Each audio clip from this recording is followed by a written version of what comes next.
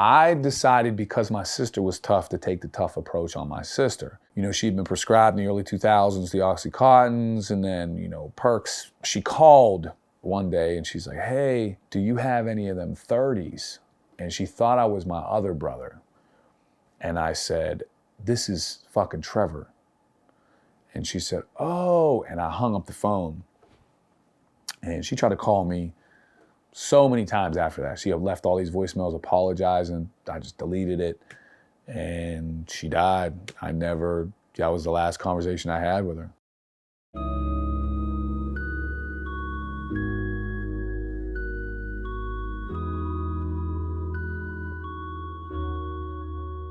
All right, Trevor, AKA Real Deal. How are you? I'm good, man. I'm good. I'm solid, man. You grew up in Mount Oliver, Pennsylvania? Yes. What are your earliest memories of that area? So Mount Oliver was, where we were at was pretty poor. We were really close, like on the fringe of like where St. Clair Village was. Tough, just like everyone, like a lot of fights, you know what I mean? It wasn't when I grew up as bad as it is now, with gun violence and such.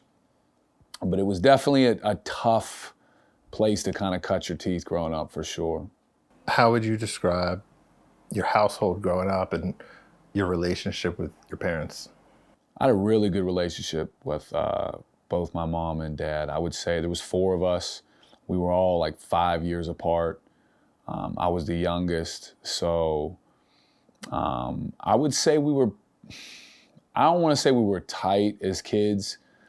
You know, sometimes we were closer than other times. I feel like, sadly, the majority of us were tight with one another when we needed something. My mom stayed at home. She was a house mom. She had like different injuries, ailments and such. And my dad worked odd jobs to support us. So pretty poor, but they had a really good job masking it. Like Christmases we didn't really do without, you know what I mean? It's only like looking back now that I realize, like, damn, we were probably the poorest, if not one of the poorest families in the, you know what I mean, in the school. So, and like I said, my dad did without, you know what I mean? Like was funny. He was one of the only people that once we got a little older, he'd be wearing like hand-me-ups. Like my dad didn't watch sports, and you'd see him walking around with like a Greg Lloyd jersey, and just because one of us had it, you know what I'm saying? And he never bought shoes he'd wear like one of our old shoes and stuff like that. So I would describe my childhood as like an ignorance is bliss kind of thing. Like we didn't know what we were doing without. I mean, we knew we weren't rich by any stretch, but man, they made miracles happen, man. Different holidays, birthdays, and stuff like that. What are some childhood memories that you have with your father? Are there, some lessons that you learned from him that you remember to this day? My dad was always, anytime, especially when we got older too, like things I wanted I'd expect my dad to have these really elaborate answers, and like, because my dad was born in 48, so he saw a lot of life, you know what I'm saying? He lived through, the civil rights movement, all that stuff and whatever. And he would just always have like real simple answers, or he just didn't seem like he wasn't paying attention. But I remember my dad would go to my high school football games, and I remember I'm like, hey Dad, what was it like when the Steelers won the Super Bowl? And if, my dad, he's a goofy guy, like glasses and had like kind of an afro, kind of an odd, peculiar looking guy, and not an athletic bone in his body. Like we never went and played catch. Like I've never seen my dad do an athletic feat, shoot a basketball. And I'll never forget he was like cooking. And my dad was a terrible cook. Like, you know what I mean? Macaroni stuck to the pan. Like, so he's cooking and I was like, what was it like when the Steelers won the Super Bowl, man? And I'm like 17 or something. I'm full football is like my life at this point. And he's like, son, I don't know. And I'm like, come on, Dad. You're like Mean Joe Green, Jack Lambert. He's like, son, are these like friends of yours or something? He's like, you're talking about people, right, that get paid millions of dollars to like, are they paying my light bill? What are we talking about here? And my dad was never mean. Like, he didn't like yell at me about it, but it was just kind of like, and so when he would go to my football games, he would always ask the same 2 questions afterwards, like, what'd you think? And he'd be like, well, one is, why didn't they give you the ball? You're so much bigger than, I said, Dad, I play offensive line. Like, it's illegal to give me the ball, to hand me the ball. And how come you can't smoke?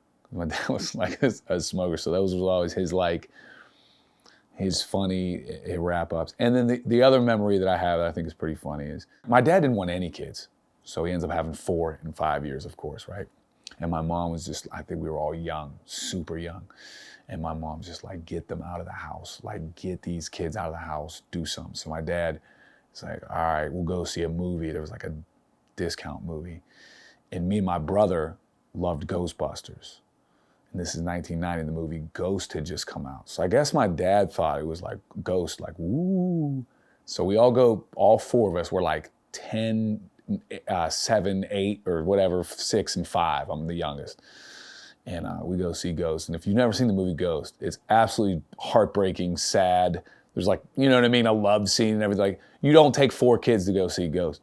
So we leave the movie theater sobbing in like a line of like holding our hands, like an elephant kind of trunk line. And my dad, like, again, you would think my dad would have something powerful. Well, you know, he was just like, well, that was interesting. And then we just we just walked back home. And so that's how I encapsulate him, as like just an overwhelmed dad with 4 kids that he didn't really want. You know what I mean? Simple man. Yeah, there it is.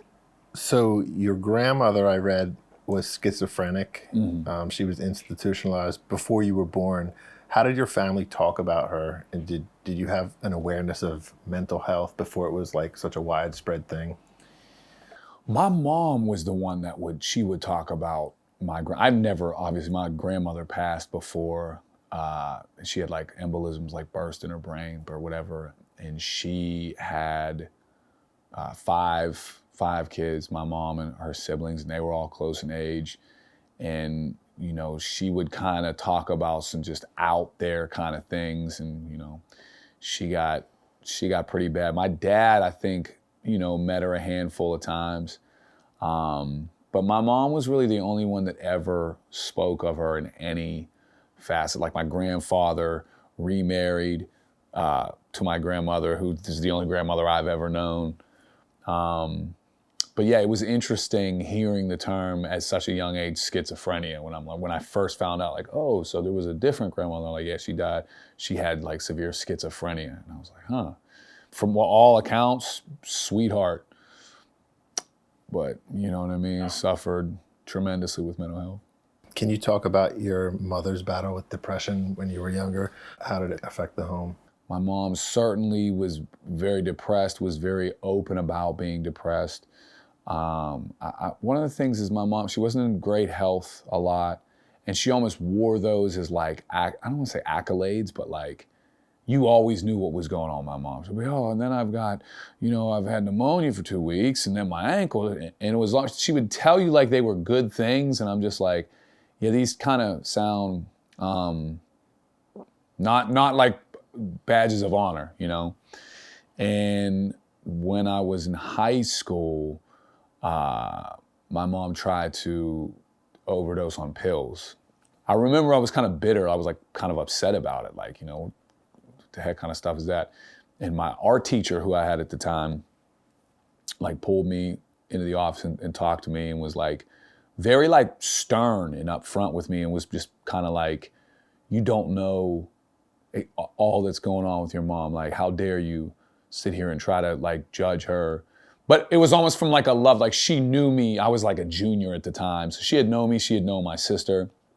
So she wasn't afraid to give it to me straight, which meant a lot at the time. But yeah, like we would get in trouble in school. And once, you know, my mom couldn't like give us whoopings or nothing. We'd come home because she was small, we were all big. And it would be like, you know, I'm just a terrible mother. I'm just, you know what I mean? Like self-inflict to make us feel bad, you know? And again, my mom was a wonderful mom, but she certainly suffered from, you know, being depressed and being down and being sad. So growing up like that, what were some of your escapes as a kid? What are the things that brought you joy? Loved sports. I love sports. I did get into like a lot of neighborhood mischief stuff, like definitely got, you know, thrown in the paddy wagon a handful of times, that kind of stuff. I definitely was not a remarkable school student as far as if my potential was here. I got by here with Solly. Like, it was always the same things at parent-teacher conferences. Like, hey, he's really smart, but like, man, he just, you know, he's always looking to do extra stuff. I always liked music, just listening to it more so, you know what I mean? I always enjoyed writing. You know, I started writing like poetry early on. My brothers and sister were really good at art. And I think I missed the boat on that. Like, I'm not certainly like drawing and everything. Like, I'm not that good at that. So, but I think really like just sports, man. Like, any sport, that was it. Like football, you know, every Sunday, you know, it's Pittsburgh when it's cold. When it was the summer, we'd all get up and do baseball. We would, even if they had like a deck hockey place, we'd go do deck hockey, basketball. So sports were definitely an escape early on. In high school, do you remember any stories that might illustrate your experiences or who you were as far as your personality? I think high school, my senior year, I was, you know, the class clown, but I think they changed it to most humorous by then, because they, you know, I guess they're like, yeah, calling someone a clown isn't the best thing or whatever. I think I've been pretty consistent with who I am my entire, like, I enjoy creating memories for people, even if that's at the expense of myself looking like a clown or an ass or whatever. You know, so I would cut up a lot. I was certainly, we would, and this is something I always point out, like we'd have rip sessions, and that's the thing. So majority of the people I went to school with my entire life were either poor or right below middle class. So it's the funny part about having to, like, you're all in the same boat, but you got to make it look like someone's worse off than you. So you got to get good at rips. So like, you know, when I was real young, we'd watch like the In Living Color. We loved watching In Living Color and like the Yo Mama rip sessions. And so you'd always have to have comebacks and quips and stuff on the fly. So high school, certainly there was a lot of that, like roasting people, clowning people, that sort of thing for sure. So you started rapping when you were a senior in high school? I started rapping probably around my junior year of high school, but I think I started taking it serious as a senior. So like, I think around my junior year, and I liked rap a lot. I think at my junior year, I was rapping, but I wasn't like putting it out there to people. And I think one time, I swear it had to be my junior year. I think Jin was out. You know, he had a big push, and I was just blown away by like the immediate response that he would get from like clowning somebody. So we were on a bus. I want to say we were going to a volleyball game, because I played like volleyball to keep, you know what I mean, like in shape for football, any kind of shape. And we were roasting, and on the bus, I just did it in rhyme form. I like roasted someone, and the whole bus went crazy.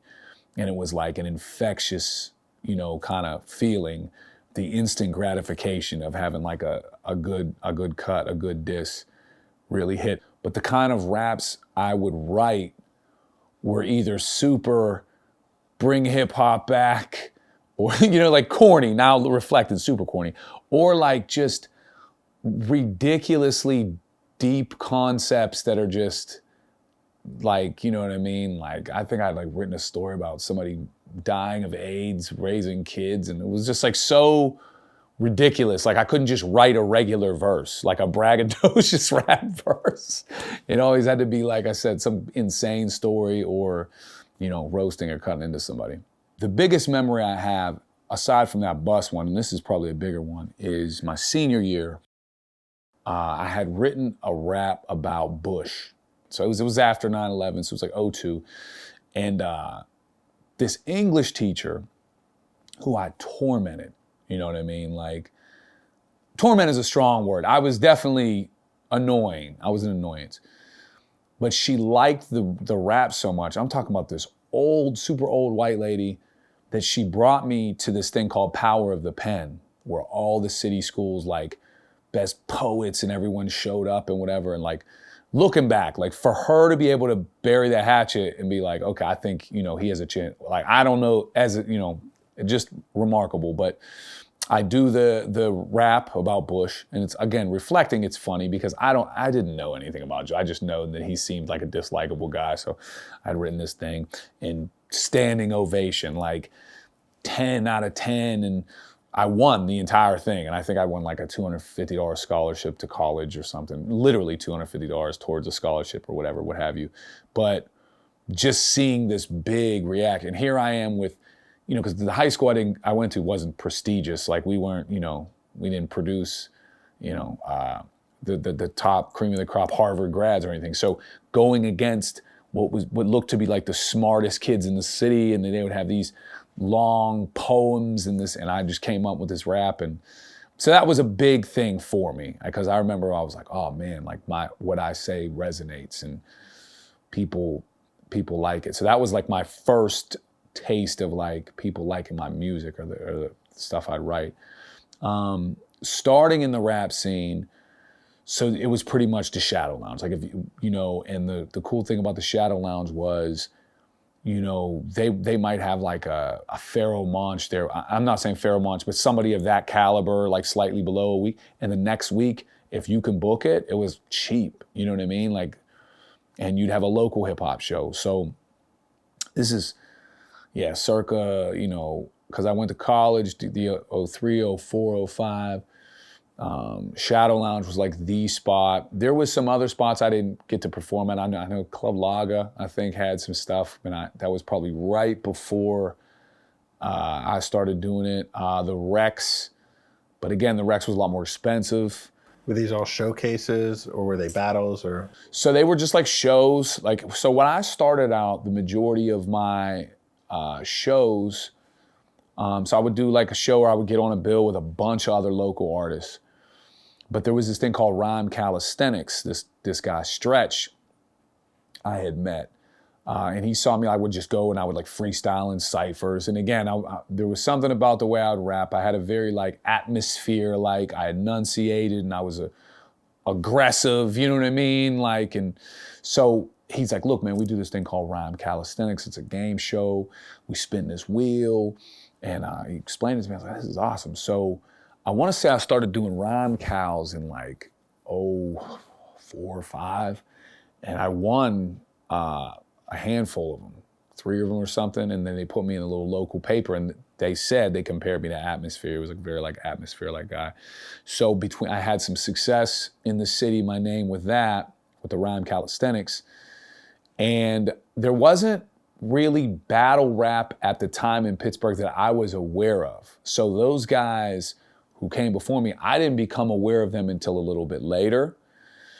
But I would turn the rhyme cal, like one of the things was battle.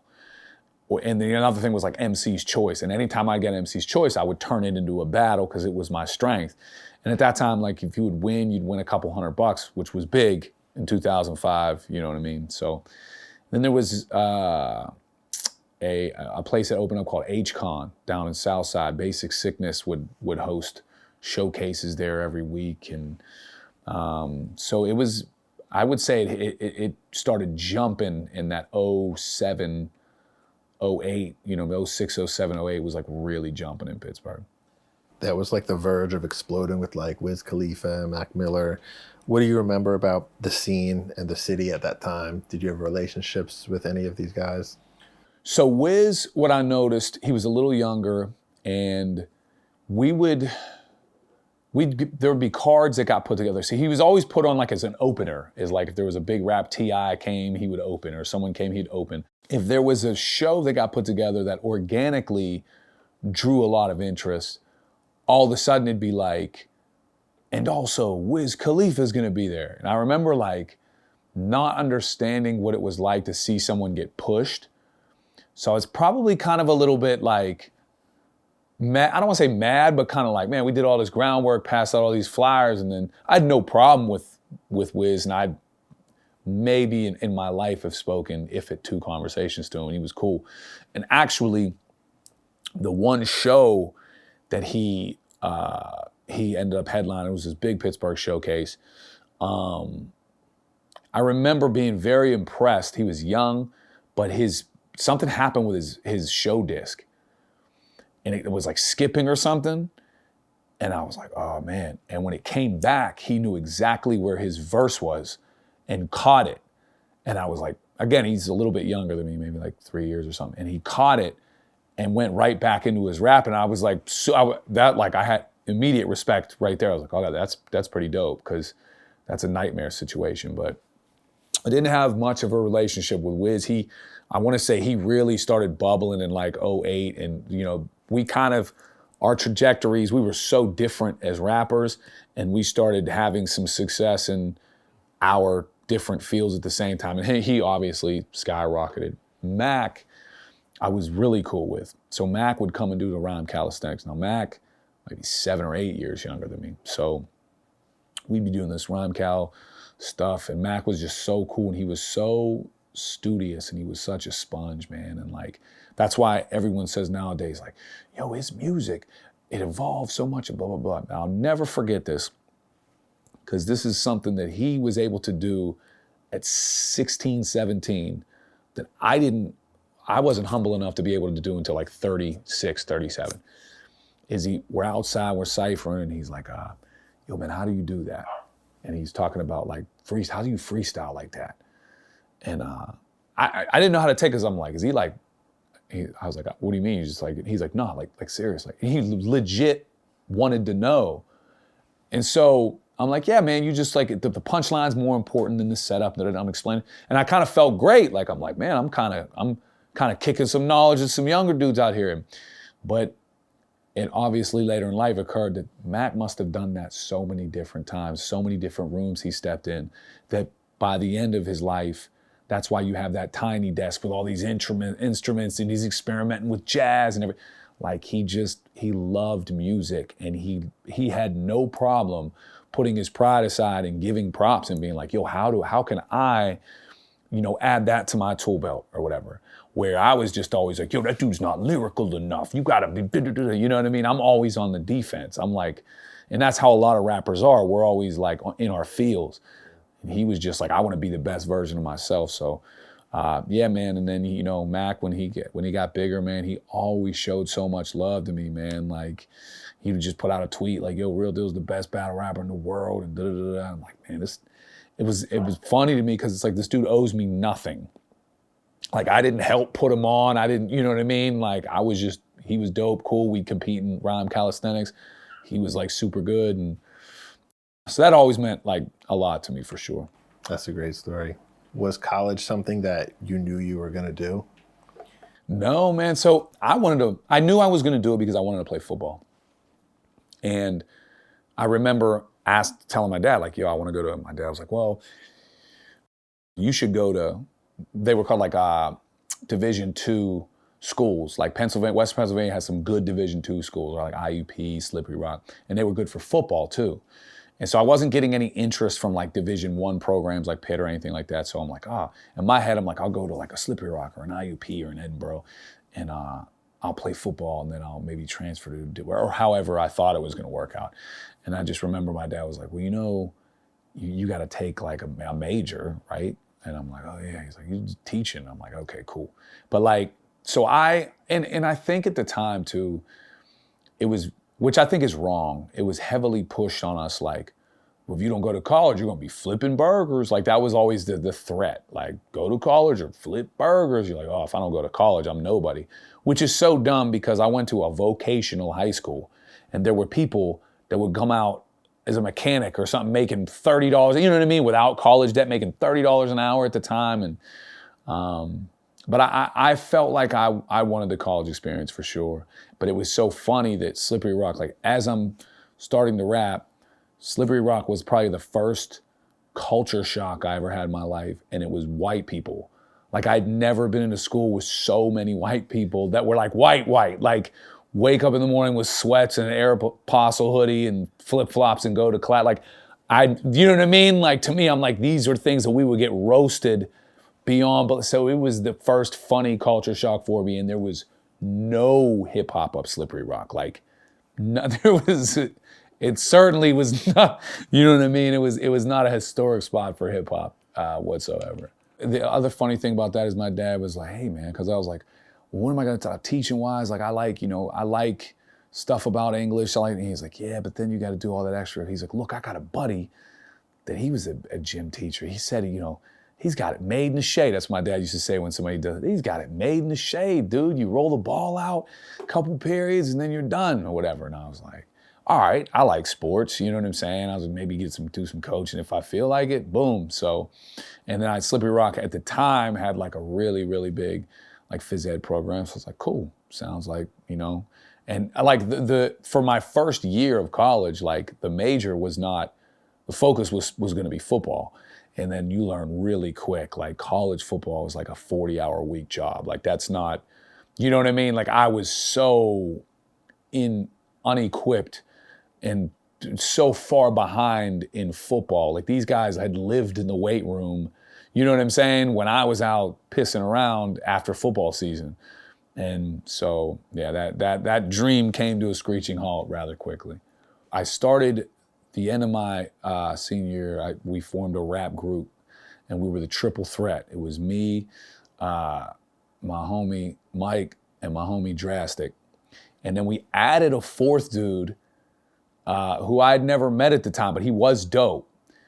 And I still is dope. His name is Mass One, but we never changed our name. So there was 4 of us now. We were the triple threat, which is already insane.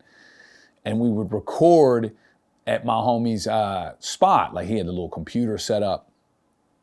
And, at this time, you could burn CDs now, and you could record them onto a thing and burn them. And so we were like, we thought we were ready, you know what I'm saying? So we put this 19-track thing together. And I had one of my first big shows was down at the Hard Rock Cafe. And again, we were the triple threat, but the fourth dude, he didn't come to the show. I guess he wasn't ready to live perform yet. So there was still only 3 of us in this triple threat.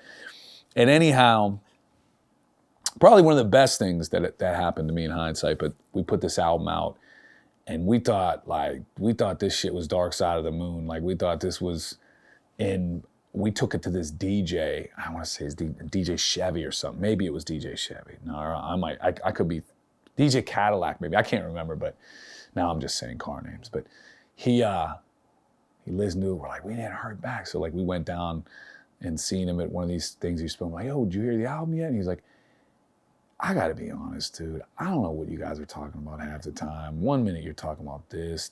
And he basically was like, it's terrible. He was not lying. It is horrible. Like, you know what I mean? Its quality is absolutely awful. It's just cringe from like, you know what I mean? I mean, but we were 18, whatever, 19, And so that album had come out. We had put that out and we were excited about that. And then we immediately, we didn't say anything. We just kind of went our separate ways. Kind of, my buddy Drastic my one buddy stopped rapping. The other dude, I don't think was rapping as much. My man Drastic started doing his own thing. And so I started working on a solo album. And again, it was going to be called The Renaissance because it was about bringing back hip hop, which is unbelievably corny, but again, it is what it is. And so that I would end up putting that out in 2007, which would be a better project than the other, but still not good. There's still things I didn't know about, the difference of mixing and mastering and all of these things. But at the same time, I'm working on that record. I'm also at Slippery Rock. I was still doing the rhyme calisthenics at the time.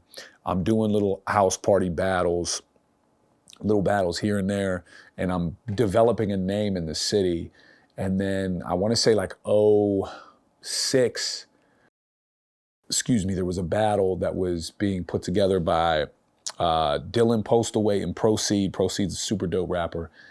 And this is when I first bump into Raw Noodles. So this is the first time I have any crossing or experience with any prior Pittsburgh battle rap legacy. From all I know is I'm the first one that really is about to, do some shit in battle rap. I didn't know about these guys that came before me until this evening. So I'm at this event, and again, I had been killing everything in Pittsburgh. I've been at these rhyme cows and winning, and I'm outside ciphering, and some dude disses me in the cipher, and I'm like, okay, so I diss him back. So we just start battling. It's Raw Noodles. I didn't know anything about Raw Noodles, and he basically roast the girl that I'd come with, but she wasn't my girl. She was like my girl's sister. And so what it wasn't like he was saying the craziest stuff, but he was so smooth and so he just styled on me. You know what I mean? Here I am, like angry white enunciating dude breaking down everything he's wearing, what he looks like, and he's just like So it was the first time I was like, man, I just lost outside of and it turned out he was a judge. I'm like, oh, this ain't gonna go well for me. Like, you know what I mean? And I went in and I lost a battle in the second round. I was like, man, this is probably it. And I was leaving, and Ron Noodles, I don't know how he got my number, but he called. He's like, yo, where you at? I said, we left. I said, he's like, turn around, come back. He's like, the one dude left, he was supposed to be in the second round, take his spot. He's like, I think you're dope, which is huge. Like, he could have just been like, you know, fuck this dude. Like, you know what I mean? I showed him, you know, how dare you disrespect the ones before you, blah, blah, blah. I come back and I end up beating the dude in the finals that beat me already. So I ended up winning the thing, won like $100. And Ron Noodles was like, yo, I wanna put you down with some of the stuff we've been working on, this thing called World Rap Championships. You know, this is 06, I had no idea. And so he's like, this is the website, blah, blah, blah. So I didn't have a computer. So I would go to the library and you sign up, and I would go on. And the first time I started watching World Rap Championships was like Thesaurus and Ilmac, and I was blown away. Like, it was a game changer for me. And because I had already seen Jin on the BET stuff a couple years prior. And that was cool. That was really cool. And when I hit college, I saw Swan and Recognize in that big, they had done something to be signed to Rockefeller or something. That was great too. But when I first saw this WRC stuff, and I remember saying, like, one of the headlines on the website was, Thesaurus comes back to win Scribble Jam. And I said, what is Scribble Jam? And man, I went to the library every day after that to get caught up. Like, I would sign up, because you couldn't sign up back to back on the computer. You'd like wait.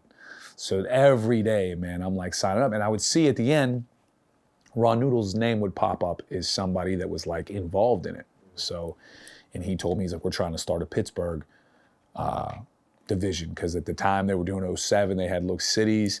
He was like, I want you to battle this dude, Ajax. Ajax, super dope rapper from Pittsburgh, and Pittsburgh by way of Toronto as well.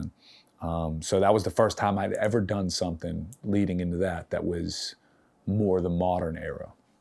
What was your experience like at Scribble Jam? How many years did you go to them, and what kind of connections did you make? Like, what was it like for you?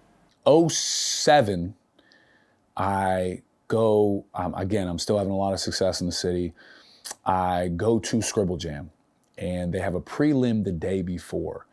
And at the prelims, it's all judged off crowd noise or what have you. And so, first of all, I'm there. It's an enormous hip hop festival. I've never been to like a hip hop festival. I've been to some hip rap shows or whatever. I've never been to like a hip hop festival. And, you know, we go to the prelims, and actually PH, Pumpkinhead, was the host. And I won in the first round, cooked somebody. And I just remember the first thing I noticed was everybody was so good. You were doing this in Cincinnati? In Cincinnati, like everybody was so good, and I was just accustomed to just being good and better than everybody was pretty good. So the second round, because I remember if you win in the second round, you go to the third round, and there's no third round after that. Like they enter you into the next day's competition. And I lost to this dude, I guess by crowd participation. I thought it was close, whatever, but I was kind of bummed, but I was at least, hey, but I remember again, they were like, look, come by the gate tomorrow. We think you're dope. And sometimes there's people that don't show up. So, man, I was there. I was the first person by the gate. And it's weird because you didn't win your slot, and you're like essentially begging for a scrap. So you're like around the gate. You don't want to like look like Oliver Twist. You know what I mean?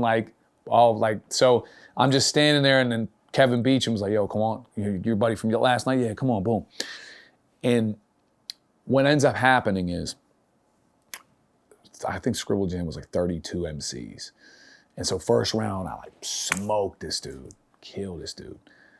Second round, and how Scribble works is you're just all on the stage, and they just call your names, and you just step from different to wherever you're at. It's actually super dope, like some blood sport shit. You just step wherever you're at. So first round, I beat this dude. I'd been watching the WRCs, got him out of here. But you don't even know that you won, and you just listen to hear your name called again, and it's just nonstop. So all of a sudden, I'm standing on the side of the stage, and like I said, huge crowd, huge festival, and they go, all right, real deal and thesaurus. And I was like, what? Like, I'd been watching this dude tear everybody's head off in WRCs. And I'm like, yo, I'm about to battle thesaurus, like, what? And I'll never forget, he looks at me with the shittiest grin, and he just goes. And so, the footage I look so insane. because the thing to do at that time was like jump and move, and like, so you're moving all over the stage, dude. Like, you know what I mean? And I take that up 10 notches. And so battle ends. First round I thought was pretty close. Second round, he packs me up. And I knew I'd lost. It was probably the first time in a battle I'm like, okay, I lost. And I remember thinking like, man, I'm gonna go online, I'm gonna go to the library, and when this comes out, and I thought it would be like, people were gonna be like, the source is incredible, but that dude was really dope. Like, man, I had no exposure to internet comments online. So I watched the rest of the thing. I have a great time. I was going to the library every day after that, because these videos weren't released on a channel. It was like somebody who had a little bootleg camera. And so the one that I battled, the dude, and one dropped. People were like, cool, yeah, dude won. And then me and Thesaurus dropped. And I go up to the library, I sign in, half hour, get behind the keyboards. I'm looking, and I go to the comment section. And I'm gonna use some quote, like some of this stuff was like, that maggot with an F should kill himself. The red and the black dude, what a pussy. You're the worst battle. You are so awful. In the corner of the computer, it's just like 28 minutes left. I'm like, I don't need to see no more of this. Like, I exit out. I was done battle. I was like, I was like, maybe I was a big fish in a small pond in Pittsburgh, and maybe here I am now giving credence to commenting guys 7727, and thankfully, it shook me though for like 2 months or something. And I got back into the rhyme cows, and I did well again. And then Scribble 08, I won a prelim in Cleveland. But before I get to that, the funny thing about the 07 one that I just realized recently is this shit is like a Shyamalan twist. Sometimes recently, over the last couple of years, like I'll be having some beers, I'll go to that Scribble Jam battle, and I'll comment on somebody who talks shit on me, like, yo, how you like me now? Like, you know what I mean? Like, whatever. And I went back not as buzzed recently to read some of the comments, and either a lot of them have been deleted or they weren't as bad as I remember it. Like, you know how Jordan used to like create? So I don't know if I did that to myself. Like, when he says, that's all I needed. Like, I don't know if the comments aren't favorable for me, but they're not, you know what I mean? Like, I was going back to AHA, people like, look at all the success I've had, AHA. And now I'm like, these aren't that crazy. But so I ended up winning a prelim in Cleveland. And that was pretty funny, but I kill it in Cleveland. And this is when MySpace is starting to blow up. And so now they have the list of all the prelim winners. And this is the first time I'm like, okay, so you kind of have an idea of who's who now. And I remember getting on the stage, and I remember hearing someone like, yo, if I battle. So at this time, pre-buttles are starting to become a thing. You know what I mean? Like, people are like, okay, if I battle Real Deal, I'm gonna have like a line about this. So now it's like, you're starting to think, and I myself was using something too, like, is that even freestyle anymore? And I remember people on the stage like, yo, if I got a whole round if I battle this other dude, or da-da-da. I'm like, oh, this is like the death of freestyle. And it reminded me of the movie Almost Famous, when Philip Seymour Hoffman's like, yeah, you're right at the end of rock and roll, dude. This is its last. So that's where how I look at my Scribble Jam experience. I was there at when they pulled the plug on the freestyle era, And it was just time, man. When I was talking to Mike King, he was saying how he couldn't quite figure out the Scribble Jam crowd because his material that was doing really well on the East Coast wasn't really working with that crowd. But the West Coast kids with the compound rhyme scheme took it to a next level, and they really like perfected it, and like the crowds just loved them. Oh man, yeah. By the time, so that's another thing. Thesaurus, I stand by. Thesaurus in Scribble Jam is the most terrifying version of any battle rapper that's ever lived. That's Lux on the rooftop, any battle rapper that you can think of. Thesaurus during that Scribble run from 05 to 08. So the next year, we're at Scribble Jam, and there's a lot of like West Coast battlers in it. Like Awkwards comes back and Ilmac, and they all rock with each other. And Grind Time had just started to become a thing, and No Can Do. They're like Icon hit the nail on the head. Like they were so good. The rhyme schemes and what they were saying. A lot of them were veterans of Scribble, and I remember one of the best things was I'm walking around trying to buy some CDs off like some people, and I bump into No Can Do, and he says, I said, hey man, big fan. He's like, yo, you were buddy last year with the red and black shirt. And I was kind of like, yeah. And he was like, yeah, you were dope, man. I was like, thanks, man. I kind of, I lost at Thesaurus pretty. He's like, we all have. He's like, who cares? He's like, hey, you're dope. And I remember like, that's when it occurred to me like, oh. And then Sonny Bamboo came up to me and goes, bro, we want you to be part of this Grind Time Midwest thing. Like, you're super dope. He's like, yeah, Source has beaten every single person in this thing, dude. He's like, who cares? And so yeah, and the West Coast, like that's the other piece. Like when one of them lost, they stood on the side and cheered for anyone else that was West Coast. Like, but that, yeah, 08, I don't think all the battles have dropped, but Thesaurus just went through, like as my pops used to say, Grand through Richmond, dude. He just went through. I think I made it to the second round again. I lost to Kid Twist, and then, but yeah, it was a great experience. You know what I mean? The freestyle era was great, but Grind Time was getting big. It was on World Star every week, and there was no, you can't bring a knife to a gunfight at that point, man. Yeah, no. To this day, I still watch Scribble Jam battles. They're just... The energy's insane, man. Yeah. The energy's insane, and it definitely played a major part, and but from that is what springboarded me into the modern era of battle rap. Around 2007, that's when you graduated and you began teaching in Pittsburgh high schools. What was it like stepping into the classroom for the first time? So yeah, I graduated in December of 07, and I started subbing in January of 08, or like right when the break was over. And when you first come out, you are this bright-eyed, bushy-tailed, I'm gonna change the world, and also I'll go to any school. And then at the time, there was such a long list of like, you couldn't get a job, man. So like here I was fresh out of college. I had a son now. And there was no way to get it, the list, I was so far down the list of people to get a job. So my idea was I'm gonna go into whatever school needs me. I'm gonna do the most bang up job, and I'm gonna make connections. Well, you don't really make connections. You go, and if you're a good sub, then you just get a bunch of teachers that come over to you like, yo, what are you doing next Tuesday? Next Thursday, can you come in for me? You just, you know what I mean? Because subs don't want to come back to a lot of schools. So I remember one of the first classes I had, and another thing would happen, I would go to sub gym, and there would be like a sub that has been subbing for like 20 years that looks just beat to death. And when they saw that, they would move me to whichever was more difficult. They're like, oh, he can handle this, you know what I mean?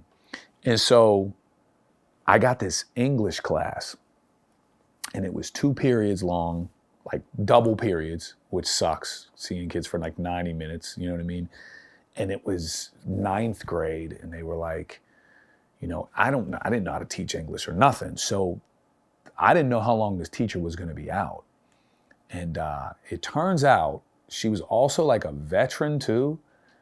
And the kids were so rough that she like elected to go back to Iraq and just never came back, right? So I'm in this class for like 3 weeks with no, I don't know what to teach them, what to do. So like, I just have to get through. And the worst thing you could do is not have things for kids to do, because they'll find stuff to do that isn't good.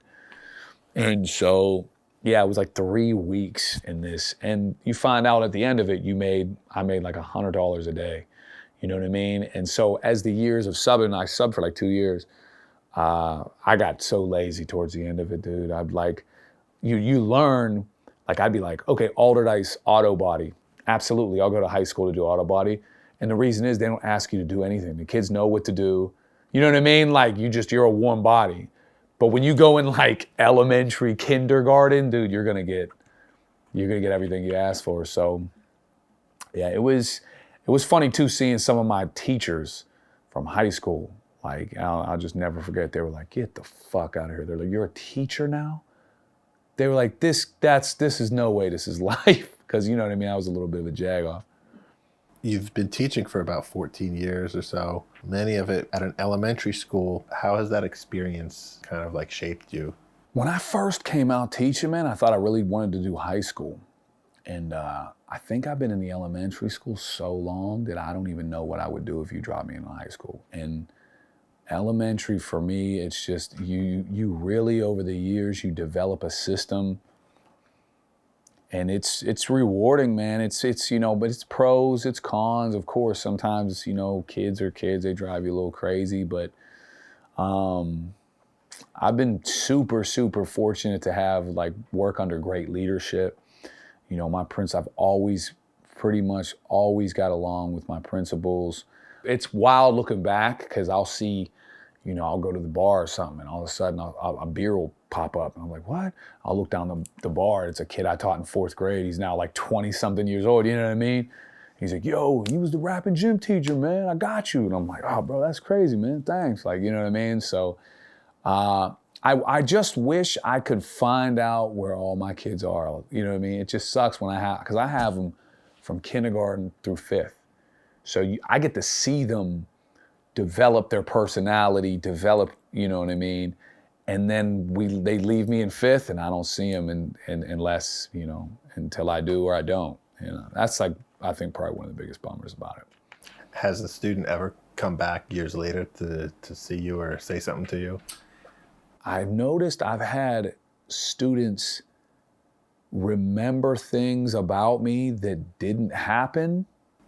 Yeah, you mentioned that they talk about how like you were rapping in the classroom. And I'm like, nah, I promise you, I'm not trying to but I didn't try to mix the two, because what I was saying in battle rap, I was always nervous. It wasn't like I was saying some super poetic, great, like I was saying some rough shit. And so and it's weird to say, as I'm saying, multiple students have been like, oh yeah, you rapped in the classroom.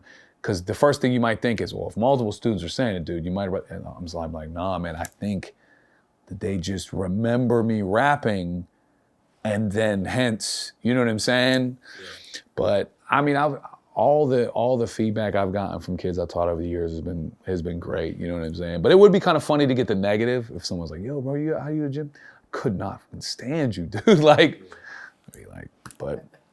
Have you ever had any conversations with superiors in the school district because of that type of content?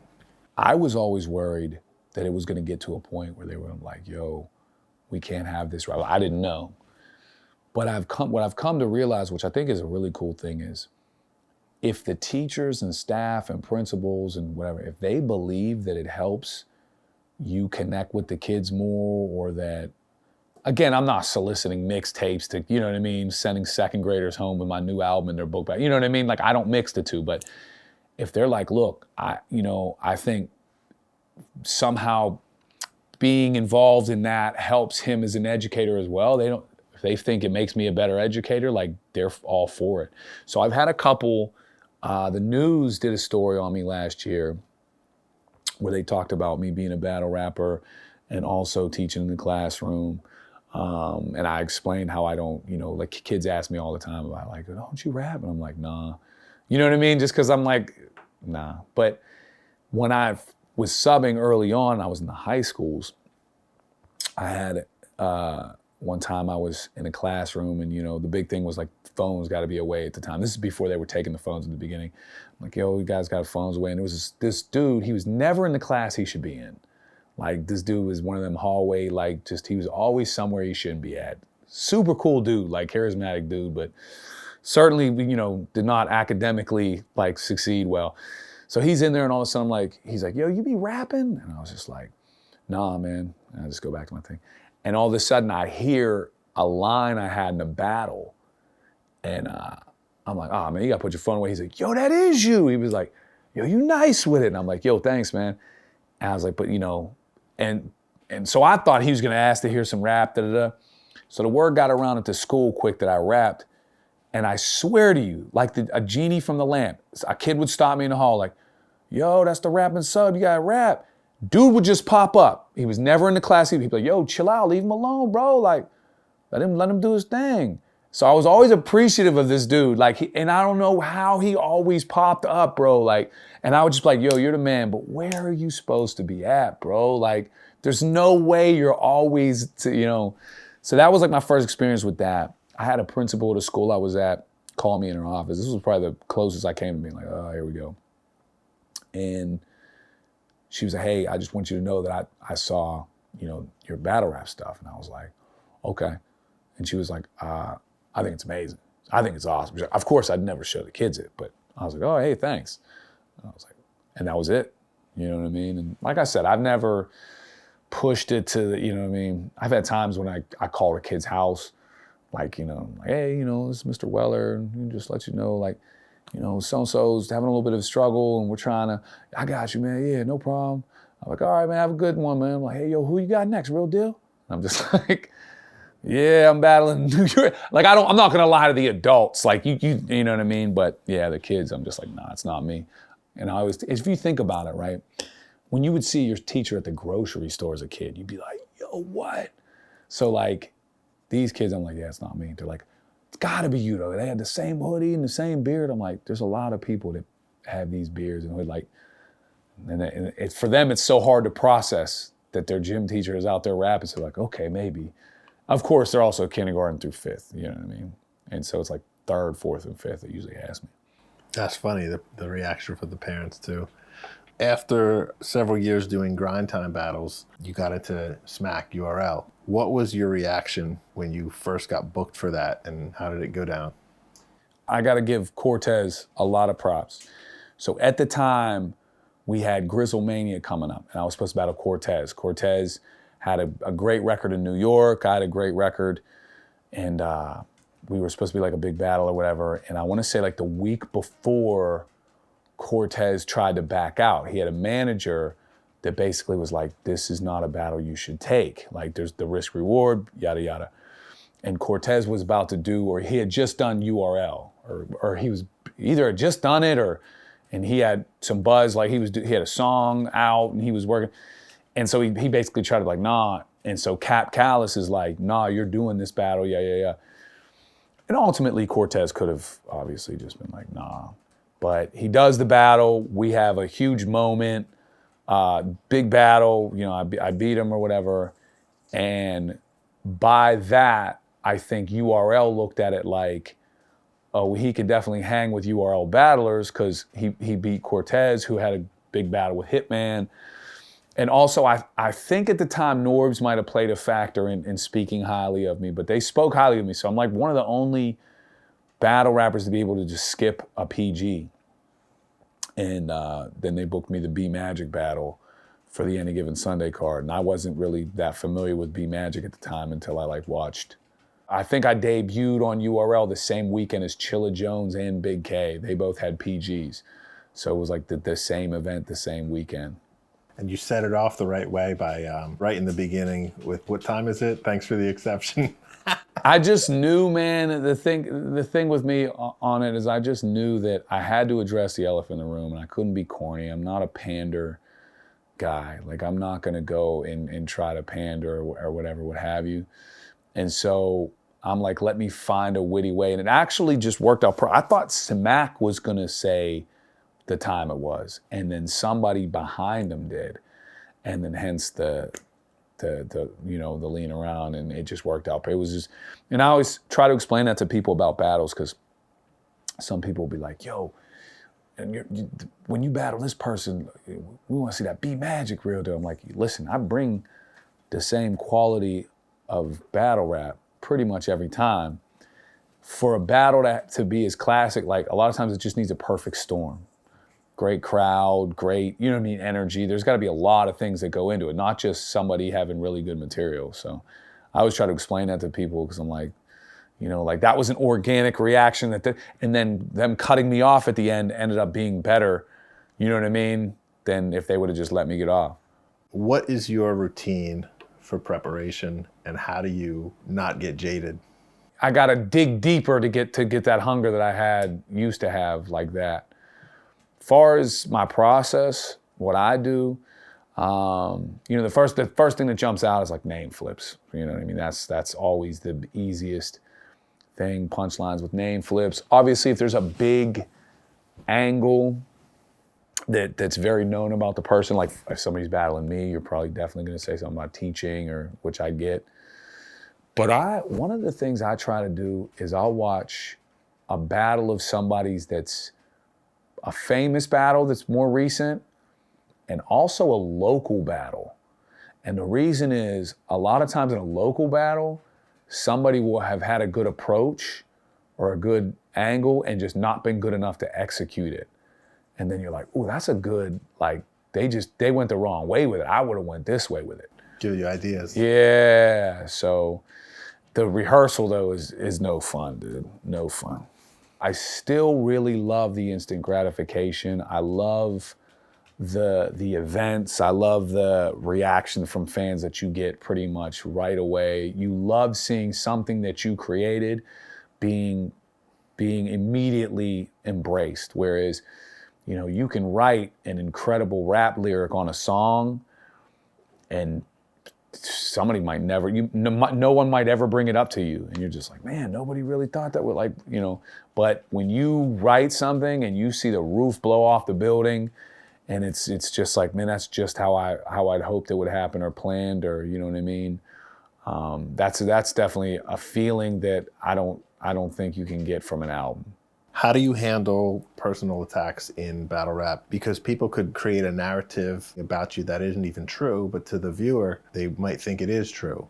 Yeah, and here's the thing, which I also didn't write the book on what affects certain people and how certain people are going to say certain things, right? So it's almost like when people go, it's free country, and someone's like, yeah, but there are repercussions for what you say. Like, I don't care what somebody says as far as if they, you know, talk about deceased relatives I have or what. I don't care.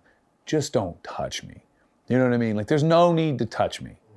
And I mean, if you're like, put your shoulder on me and you're trying to like, whatever, that's cool. That's part of the performance. But I was never big on the pocket checking people and shoulder. I'm not big on it. I understand that some people are into it. I'm not a huge fan of it. As far as, like you were saying, creating a story, I guess there's a lot of gray area. Like, if you genuinely had heard something went down one way, but I would never throw something on somebody that's completely false, right? Like, I would not accuse someone of like a domestic, unless there had been a little bit of somehow evidence before, somebody had said it, you know what I mean? So I usually let people rap, but if somebody was like just being like, in Real Deal, caught a domestic in '08, swear to God you didn't. I'm like, that actually did not happen. Like, I would interrupt someone like, yeah, that did not happen. Like, I've been really fortunate. It's almost never been done to me, but I've seen battles where somebody has like completely just made something up and the crowd ate it up and the person's just like, bro, what is he talking about? Like, so yeah, that might elicit a reaction out of me. There's a lot of like strong bonds that happen off stage. Who are some of your closest friends that you've made in the battle rap scene? Oh man, I got so many. Like, that's the funniest part about this is like, And that's one of the reasons I keep coming back and doing it. So like you see me battle, you'll see me and some of these friends of mine, you'll be like, why are they battling in Nantucket? Like, you know what I'm saying? Again, who is Real Deal even battling? It's like, yo, I'm just kicking it with the homies. You know what I mean? So, man, Fresco, A Ward, Marv One, Quest McCody, Chilla Jones, Pat Stay, was one of my all-time favorite people. You know, the list goes. The Source is a good friend of mine. Mad Flex, so many people. I mean, I'm friends with 99% of, you know what I mean? And the other part is the other people or whatever, I'm probably just impartial. It's not even that deep. Do you have like an inside joke or a story about Pat Stay? So I got a couple good ones. So like, one thing is, Pat, when the emojis, the fist bump emojis started, I didn't know that I was using it wrong. So I would send somebody, and I'm having this discussion with Pat down in Florida, and I'm like, the one thing I feel bad about when I'm using the fist bump emoji is when I'm using it with somebody of like a different race, and I don't want to make their fist darker than it is, or I don't want to insult them. And Pat's like, what are you fucking talking about? And I'm like, you know, and I show him how I was doing it was with two fists like this. But I guess you're supposed to do the fist through the phone. And so he's like, yo, you're supposed to just do your own fist through the phone. Like, why the fuck are you trying to gauge another person's skin complexion with a fist emoji? So that was good. There was another time we were sitting there shooting the shit about old rap names. And I said, you know, we're talking about like cringe shit we used to do. And I told Pat, I'm like, yeah, man, my Real Deal rap name was once an acronym. I tried to make it like rap's entire answer lies deeply embedded amongst listeners. And Pat is somebody that would laugh in your face, right? Like belly, lighthearted. And then he immediately tells everyone in King of the Dot Talkback, this group, like, yo, Real Deal said his, you know what I mean? But he's just saying it to share a funny, and I was just like, damn, Pat, I thought that was kind of like a funny jab with me. I know you were telling everybody. So, man, there's been, like I said, man, the memories that I've been able to create with these guys over all these years has been, you know, sometimes the first time, like if I bump into like a Johnny Storm or something, I'm just like, yo, we've been at this for a minute. That's like usually the first thing we think of. And then we get right back like we didn't miss a beat. You know what I mean? So, yeah, we could be here all day. I could tell you chronicles of battle rap trips from everywhere, from Alaska to Ireland to, you know what I mean? That are just hilarious, entertaining. How do you want people to remember you when they go through your catalog? Checked every box. Put together performances, material that I wanted people to remember, to separate my performance from everybody else's. And it doesn't always hit, and that's the thing about taking risks. I wasn't afraid to take a risk in a battle. I wasn't afraid to make an angle that I thought was funny. Sometimes it was a Moneybags job application. Sometimes it was something that people didn't think it was as funny as I thought it was. But what I refused to do was find a formula and do 9 minutes of that formula. Just can't do it. And I think that that's something that battle rap truly struggles with now, is there is a formula and there's some great writers. But, you know, so I think for me to be remembered would be somebody who didn't change who he was, was, you know, through and through him, and by product of that had success on every stage by just checking every box. You know what I mean? So keeping up with the timeline, I want to jump back into family. Can you talk a little bit about your sister? Not so much how she passed away, but who she was, what made her laugh, what her passions were.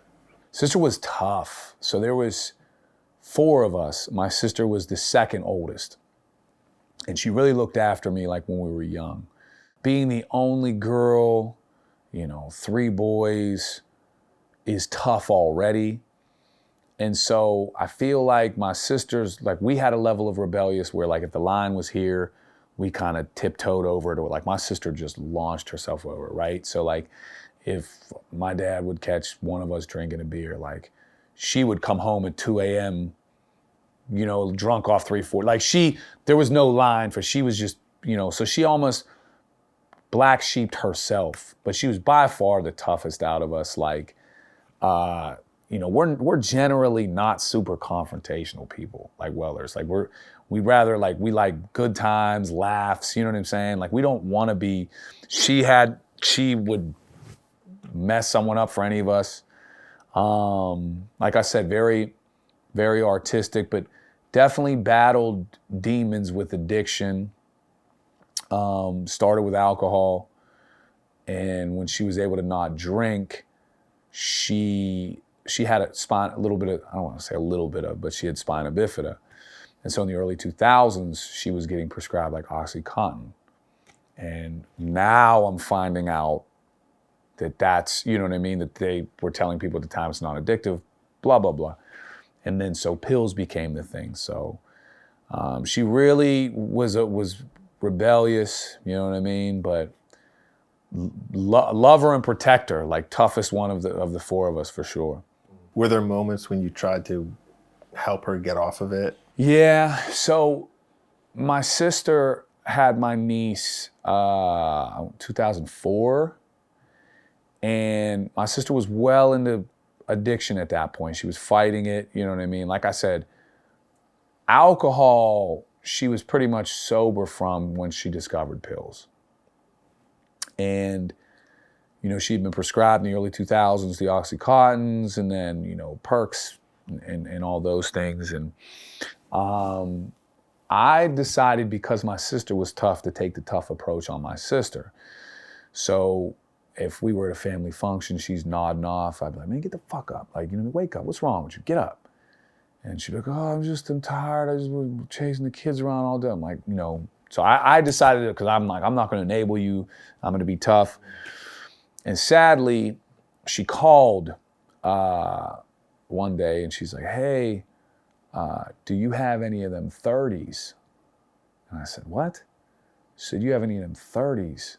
And she thought I was my other brother. And I said, this is fucking Trevor. And she said, oh, and I hung up the phone. And she tried to call me so many times after that. She had left all these voicemails apologizing. I just deleted it. And she died. That was the last conversation I had with her. So dealing with my other brothers since then who struggle with, I was much softer on. You know what I mean? It's just so hard to gauge and navigate. But I knew I couldn't miss a moment and have something happen like that happened with my sister, because, to this day, it's something that bothers me. I don't have her voice on a voicemail, and like I said, I was at a battle in Columbia, Missouri when I got the call. And I hadn't spoken to her since, because I was going to teach her a lesson, and unfortunately, Would you have ever done anything differently? Yeah. I think I don't beat myself up, like blame myself or anything like that, but I certainly took the wrong approach. I certainly could have took a stern approach, and also at some point had to sit down and hey, listen, I really care about you. Now, I certainly, in other aspects of her life tried to, hey, listen, if you have your stuff together, like, you can come live with me, whatever. But I certainly think I took the wrong approach, especially after she'd apologized to me, because looking back, like, what the hell was I trying to do? Like, rub her nose in it? Like, you know what I mean? She said she was sorry. She fucked up. And so, yeah, looking back, I think I would try to, but the tough part was to people that are addicted, or they're, and at the time, because my sister died of a cocktail. She died of like, I have the toxicology, but it wasn't like, she didn't go out with like a rock star, like, you know what I mean? Like a needle in her arm or no shit like that. Like she had antidepressants, and she had that with some other things she had taken, and so it's hard trying to have a conversation with an addict and catch them when they're not high. That's the toughest part. It's either they're never not high, or when they are high, they're agitated and looking to get high, and they're not trying to have some kind of sit down with you. Right, so you can never get through to them. Exactly. And what am I going to have a conversation with somebody that's high? Like, yeah. So she passed from an overdose. Her 10-year-old daughter, your niece, found her. How did your sister passing shape your niece's life, and did you play a bigger part in her life after that?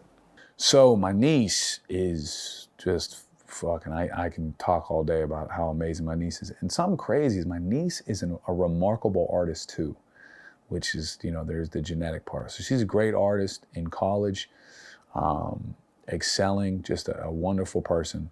But I was terrified because I was like, I deal with kids that have trauma all the time. And it's hard to create the space where you say, if you ever want to talk about it, but also, if you don't, cool. Like, you know what I mean? So it was hard to try, because we didn't talk about my sister around her. Like, I didn't, you know what I mean? It's only probably over the last 5 years that conversations have come up about my sister, that we have open dialogue about my sister. Because my thing is, I'm like,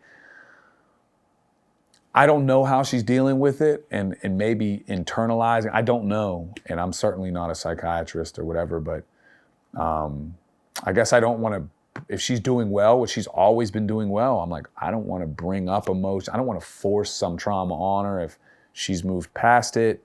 And so it's only recently that we've been able to have, long conversations about it. And it's weird. Like, her standpoint now is, I think she's just more intrigued about who my sister was, like interested in finding out things about my sister. Like, there's never been any breakdown moment. She hasn't, you know what I mean? And so, and her brother, my nephew, he was super young. He was like 5. So she was the one that, you know what I mean, would. But I've since been able to let her know, well, hey, and I occasionally now I'll send her a song that reminds me of, we're at that stage now, but it took a long time, and I was terrified because I didn't want to invoke something that I don't need to bring up. Some people deal with grief completely different. And I remember, like, my grandfather, for example, was a strong Catholic, and he was pretty much cut from the cloth of, like, once it happens, let's bury, cremate, whoever, and let's move the fuck on. Like, we don't need to revisit this. I don't go see people in, the cemeteries or what have you. So your sister passed in 2013. Within months of your mother passing away, how did you make it through that year?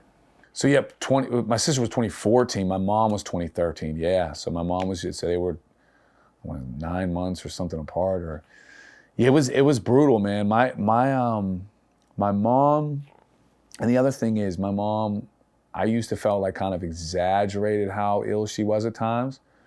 So when we did find out she had cancer, and she had 3 to 5 years they gave her, I was like, oh shit. So I'm trying to, like, get my shit together to maybe help her fight and have longer. To lose her within 6 months of that, you know what I mean? And it was brutal, man. But like I said, battle rap truly helped me out. When my mom was really down by cancer, I was able to go on BET, and I remember my mom always was like, you'll be on TV. I know you're gonna be on TV. So that was something cool. I got on BET, although it didn't air until after she passed. And then I actually was at a battle rap event the day she passed. And so that was tough. Me and my mom were close. The one thing looking back though, is I do believe that people have will to live. And I think my mom was tired. You know what I mean? My mom was ready, and it's crazy to say because my mom was 57, you know what I mean? But her schedule was like chemo this day, dialysis this day. So by the end, she was ready, And so my sister's was obviously much more random. And you know what I mean? That was just, and again, that happened a day of a battle. I battled that same day. And then, bawled my eyes out on the journey back. But it was a tough, in that. So 2014, I lost my sister, and then my grandfather was 2017. My aunt was my grandfather was 2018. My aunt was 2017. There was just like a 5-year run of just like, and I always tell people, like, because I do so many different things, like I've lost students, you know what I mean, to different terrible situations. I've lost, obviously, family members, fellow battle rappers, people that I grew up with. So, but yeah, that 13, 14 was a really rough one, for sure. When you look at kids in your school, do you see any resemblances of like yourself or your sister or your niece? And do you have any feeling of responsibility to like protect them from the world? I think what happens a lot of times in the schools is, I don't know how to say this because I don't want to come across insincere, but I think, and this is what I worried about with my niece, some of my kids do have some tough backgrounds, but like, you can't let it define them. And so when a student walks through my door from 7:30 till 3 o'clock, I need them to know they are loved. It is an open space, but there's responsibilities that they have. We believe in them. So I think too often, because a lot of times you'll say, hey, so-and-so, man, he just flipped over a desk in the classroom. They're like, well, his dad was killed 2 years ago. And I'm like, yeah, that's awful, but are you sure that's why he flipped the desk over? Like, you know what I mean? We lose contact with him after 5th grade too, right? So it's like, so this idea of like constantly attaching a trauma to an action, and then you just send them on to 6th grade after you've kind of enabled so much, and then you don't check on them after that, that bums me out too, because it's like you might be setting them up for failure. So I had I've had instances where I've gone to viewings, I've gone to, you know what I mean? I had a 2nd grade girl's mom's viewing I went to not too long ago, and it was one of the most, weird to say this, but one of the best decisions I've ever made as a teacher, because I was I had just spoken to this student's mom over the weekend. Student was having a little bit of a rough, and we're talking, me and mom are laughing on the phone, and she's like, why do you keep letting her get away with this stuff? You know what I mean? She's like, don't be afraid to come down on her. So we're laughing, and we're talking for like a half hour. And I'm like, all right, and she ends up being taken that weekend. She passed in a tragedy, just like a violent tragedy. And so I'm like, man, I should go show support and go to this viewing. And I went, and as I got to the viewing, the 2 uncles were walking out with, and they're young, they're mid-20s, they're walking out with the little girl, and she's just looking, you could tell she's not understanding the finality. And they're like, yeah, we'll go take you to Disney on Ice, and we're going. So kind of like we were talking earlier, like they're already thinking of like ways that, what can I do to keep her mind off this, blah, blah, blah.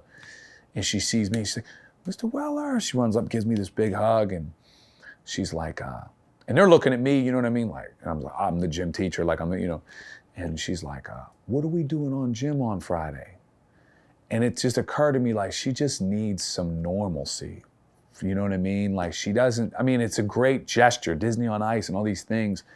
And my heart broke for them dudes. Like, that was their sister. Like, they didn't know what to do for this little girl, But anyhow, and I was like, man, like, it was probably one of the most powerful, realizing the impact we have outside the classroom too. I'd like to protect my kids as much as I can, but also try to feel at the end of the day that I've helped make them responsible young women, responsible, you know what I mean, hopefully. Because again, I only get them till they're 11, 12, but maybe they'll look back at 18, hey, my gym teacher, he held me accountable. So with everything that you've been through in your family's history, addiction, mental illness, has it influenced the way that you talk to your own son about emotions, vulnerability, asking for help? Yeah. I think what terrified me early on with my own son is he's definitely a more internalizing person, right? So randomly, I remember there was a story about, like, when he was in high school, some girl that whatever. Someone annoyed him, some girl, and he went into the boys' room and like punched the paper towel dispenser. And first comment was like, "Bro, you don't own that paper towel dispenser. Like that's damaging property." But and I realized early on, like he was never a big crier or anything like that. He just internalized. But so always reinforcing, like, dude, like if there's anything on your mind, like, you know, let me know. And so we were always, me and my son are just so close. So I think that he's good on that. Now, obviously there's some stuff that probably bothers him that he doesn't open up with like anyone else, but I definitely make it, I tried, not even just with my son, but people that I hold dear, like if something were to happen to one of us, like you will know that how I felt about you when you know, there will not be a misstop, like you will know how much I cared about you. And that's the same for like these guys in battle rap and all this stuff. Like, and you will know that I'm always open for any kind of discussion. And so, but yeah, I think dealing with those losses and, you know, like I said, at the end of the day, leaving no stone unturned, making sure that he knows how I feel about him. So going back to your father, which I just realized he was also a Vietnam vet. Did he ever have any stories to share with you? He was so, people are probably gonna get pissed about this, but my dad was in Vietnam.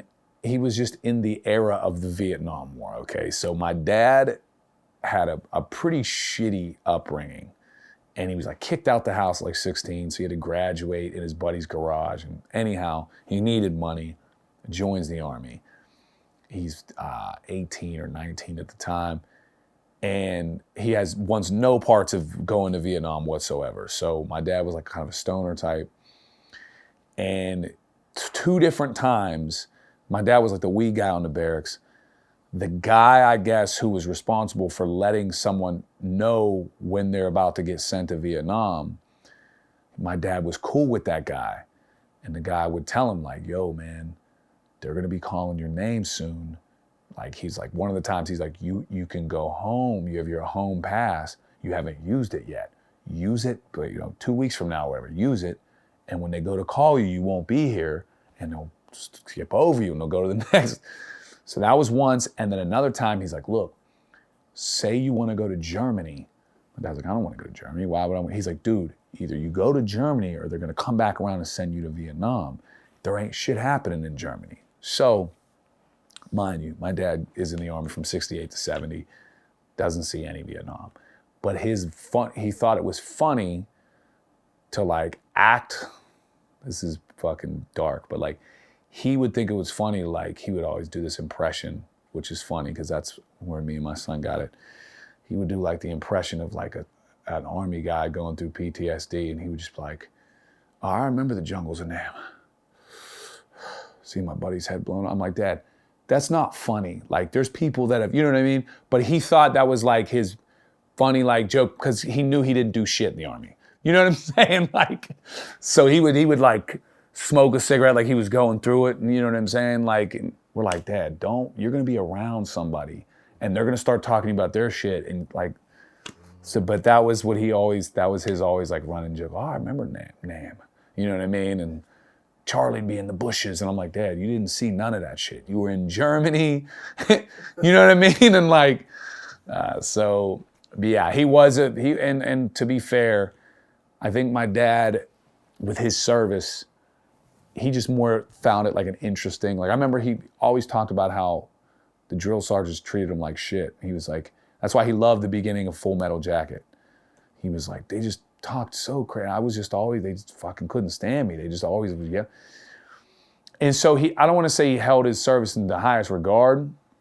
For him, it was more of money. He made some money, but it was really special to see how they honored him at the end. Was cool. Like, they really, man, they value whether you're in there for 2 years or whether you make a career out of it. Like that's a brotherhood for them for life, sisterhood, brotherhood for life. July 31st, 2019, your father went into Mercy Hospital for what should have been a routine procedure. Do you remember the last normal conversation that you had with him before everything changed? It's tough to say the last normal conversation because there was so much confusion. But I remember before he was sedated, the two conversations I remember the most. So my father had lung cancer in July. He had some spots on his lung. And he was supposed to go in mid-July for the PET scan to show exactly how far it had gone, whatever. And when he was going to do that, he said, Trev, I have this back pain. It's unbelievable. He said, I need to get this looked at immediately. Crazy. So we go to look at the back pain, and they said, maybe his stent, because my dad had a stent placement in April of 2019. They're like, maybe it's leaking. So we're like, what? So they x-ray specifically at this stent. Like, nah, his stent looks good, man. You know what? He probably has sciatica. So they find out he has sciatica. Boom. So he goes and they set him up with some appointments, chiropractor, blah, blah, blah. So when my dad does the PET scan, he goes in for the cancer results late July. This is July, like mid-July, they x-ray about the leak, and they're like, nah, no leak. They're like, hey, great news about the cancer, which is weird to say. It can be removed. Like hasn't gotten to his lymph nodes. So we had just lost my mom in 2013, right? So we're just like, oh my God, this is unbelievable. Second lease on life. Dad, you got to stop smoking, da-da-da. And then the doctor goes, yeah, but the other doctor, he said he might want to just check out that stent real quick. And at the time, we're just rejoicing about this cancer news. And I'll never forget, he goes, yeah, it's a routine procedure, man. You just go in. It's almost like checking the plumbing. That's exactly how he explained it. He'll be in on a Monday, he'll go home that Tuesday or whatever. It's nothing. And we're like, yeah, they just did an x-ray. They said they're like, yeah, but they just want to check it out real quick. And we're like, okay. Because our whole focus now is on the cancer. That day that I was taking my dad in for the results, he says to me in the car, because my dad, after my mom died especially, my dad was always very good with showing his emotion to us. Because his dad was so cold. So for him to make sure he broke the cycle, like he had no problem telling us he loved us, shit like that. So it was even amplified after my mom passed. And so before we're about to I'd driven him to the hospital, and he's just like, I just want you to know you're a really good son, man. And I was like, all right, Dad, I don't want to have one of these conversations. Like, let's go figure this shit out. And he's like, no, I just want you to know that. And so that was huge. And then in the midst of all the uncertainty, there was he goes in, and within 24 hours of having this stent looked at, he's got diarrhea, he feels awful. He goes back to the hospital. My dad hated the hospital. If my dad could have just thugged it out, he would have. Goes in the hospital, they're checking for infections every day. They're like, oh, if he feels better, he can go home. If he feels better, if he can eat, he can go home. My dad's like, there's something wrong. So the last powerful conversation I had, because I had a lot of them trying to convince my dad to eat, things like this, is my dad had now gone to the ICU. This is about 10 days in. And I went to see him, and he just seemed like someone that had a new lease on life. He said, Trev, I haven't smoked a cigarette since I've been here. I want to get out of here. He said, I'm never going to smoke again. He said, I'm done smoking. I don't even want a cigarette now. He said, I'm going to start taking my health more serious. He said, I just want to get up out of here. He said, I want to eat better. I want to start going places. And so I think that's one of the toughest parts about what happened to my dad is my mom was ready to go. My dad was ready to live. And unfortunately, other factors, you know what I mean? So my dad didn't get his wish, my mom did. And so it's that much. It's not, I know I make such a campaign and everything about my dad. I love my mom equally. It's just, I knew my mom was ready to go. She had conversations with us. She said some powerful things to us. But my dad, like I said, that was the very last real conversation, is he was just like, he couldn't believe he did 11 days without cigarettes, you know what I mean, or whatever it was. And it occurred to him like, oh my God, I didn't smoke. I can do this. Like, I'm over that part, and he's sedated. within a couple days, three, four, or he has the breathing masks and everything within the next couple days, sedated within a week and a half, gone on September 1st. After his death, you launched an investigation. You looked over hundreds of pages of medical records. What did you discover? At what point did it become clear that it was preventable? The main thing was, how could my dad have been, now again, yes, he had cancer, but my dad was walking around, walking the dogs, like my dad was living life. They found he had spots on his lung. It wasn't like he was coughing up blood, like nothing. My dad, again, he could have took some better care of it, but my dad looked relatively younger than his age. So how can he walk in like this to you?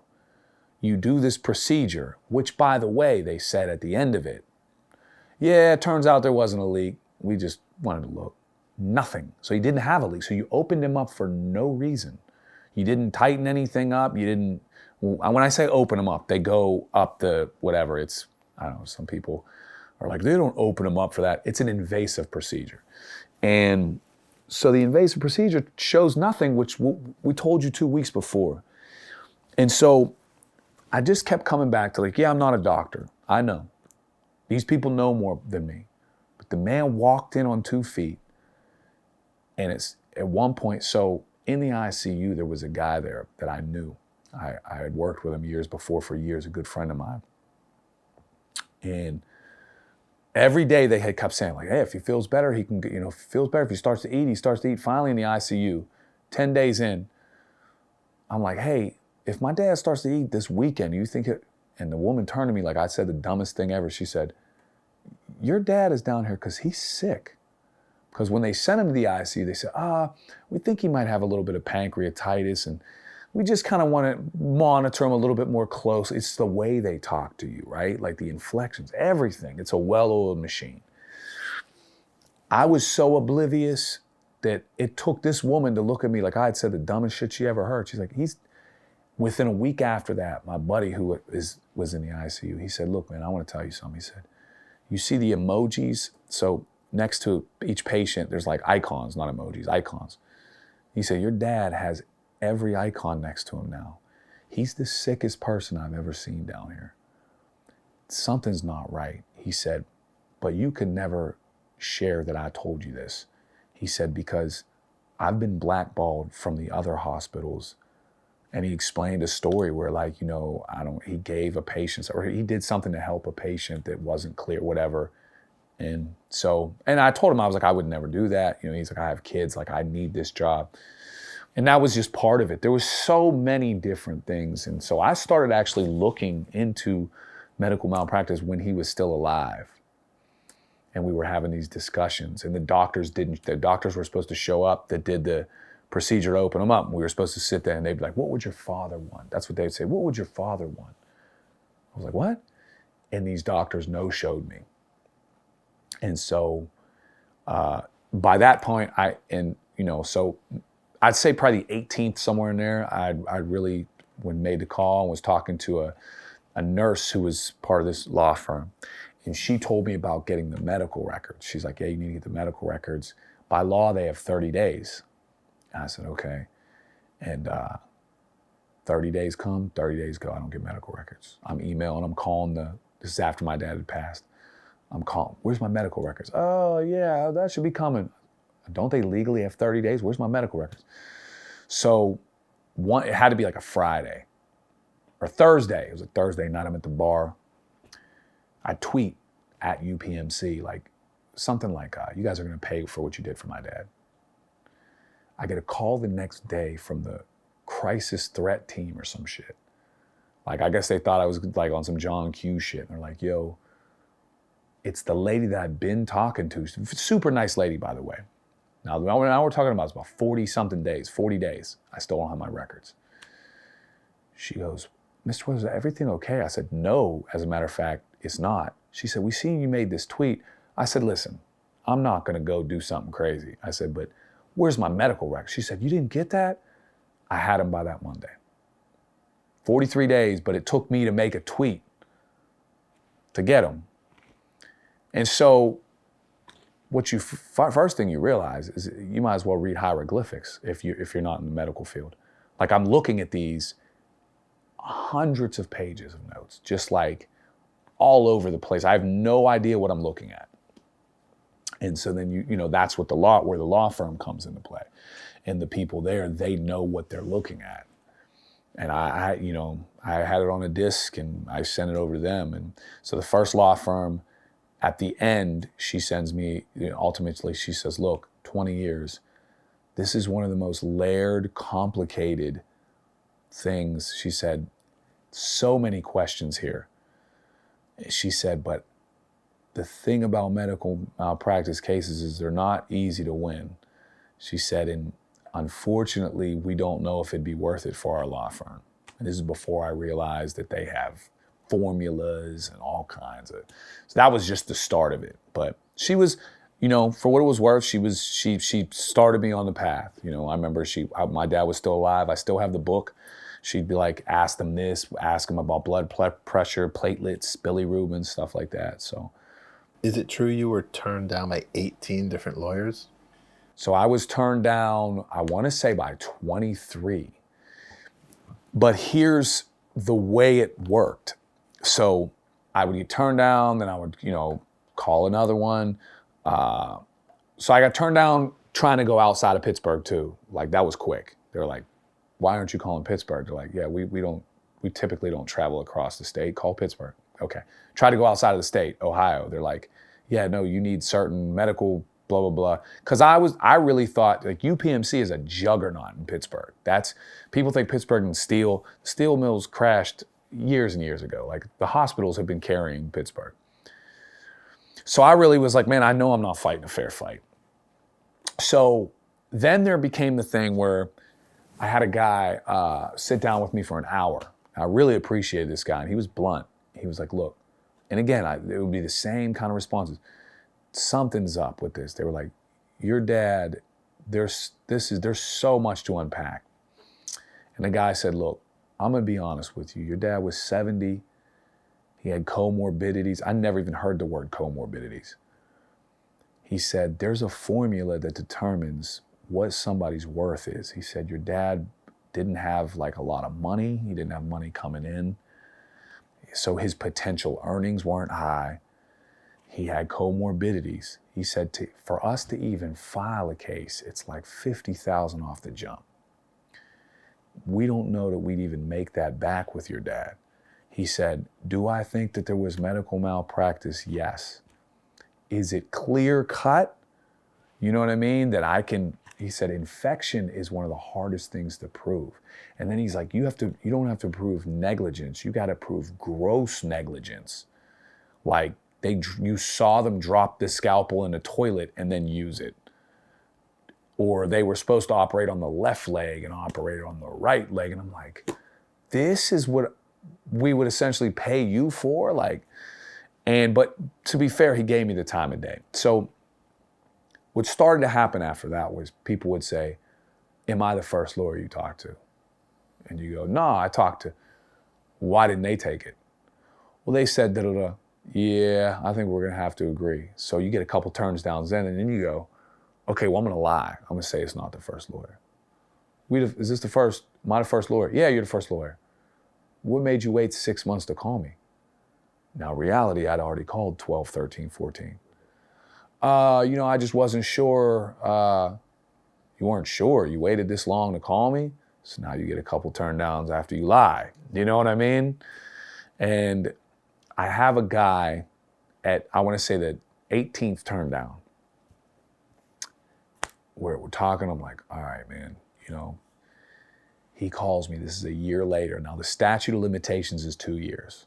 So I'm fighting the clock. It's about a year and 4 months. He said, hey, listen, you got to get your medical records. I said, what do you mean I sent you the medical records? He says, yeah, they left a lot out. I said, wait, what? He said, yeah, they left some important stuff out. I'm going to send you a form, these HIPAA forms. You got to send it to them. No, they'll give you the full medical record. So they knowingly shortchanged. So I'm on the phone like, you got to be, he said, no, we don't have time for that. Basically, which I needed. He was right. He was like, we don't have time, for you to punch drywall or whatever. It is what it is. they don't fight fair. He's like, do this and you'll have it and I'm sure as shit I had it within 3 days. So they had left out, although they had sent originally hundreds of pages, they had left out important vital information. So I wasn't even playing with my full medical records. So they were still able to keep that 2-year statute even from withholding? Because like I said, when I first got my I didn't know what the hell I was looking at. I just knew this was hundreds of pages. And so he eventually comes down, he's like, hey, you know, this is he said, in my 25 years, that was the common theme in all my time. This is one of the most complicated. He's like, this is just, there's so much to, you know, but man, and you seem like a good son. This is just such a, and in my head, I was just thinking like the movie, The Few Good Men. Like, I just wish there was some kind of like lawyer who was like, I just want the right thing to be, you know, but you get it. It's a business. And I actually, through battle rap, ended up getting representation. There was a friend of mine named MC Bravado, super dope rapper out of Baltimore. And he had a shirt, he got a shirt off me.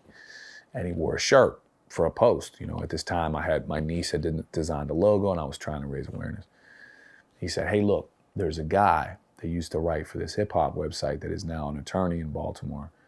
He wants to see your records. He wants to look at your records. Oh, I had another guy that was going to take it that got COVID and he was like deathly ill after. So that was another one of my turn downs. So dude, so this guy, you got to understand by this time, morale is pretty low. And he looks over him and he calls me and he says, hey man, I want to tell you, I definitely think there was medical malpractice. And it was just such a weight lifter because I'm like, I know I wasn't crazy, you know? So I ended up, he was like the 24th lawyer, I think. And it was a year and 6 months in before I finally got representation. So to sue a hospital, you need a medical examiner that'll go along with you and say, this was wrong, you know? And which is odd because if you want to sue me as a teacher, you could sue me. You don't need another teacher and you've got to pay these medical examiners. Now keep in mind, I get no financial support from my other brothers and it's just me burdening whatever this is. And so he draws up, he says, look, I'm going to ask a medical examiner. He said, these are the prices, the first couple prices. And a medical examiner can look at your files and charge you $5,000 and still be like, nah, I don't know if this was really medical malpractice. And they get the $5,000. So I got one shot. So we talk and I'm like, he's like, look, the first guy said $5,000. I said, I don't have that, man. I can't give him $5,000. You know, he said, all right, there's another one I think we can do for 25. And it's a female. And I liked our odds better. I just feel like females can genuinely be more compassionate than men. You know what I mean? And can maybe see, like maybe you could tug at their heartstrings a little more. I don't know. I could be wrong.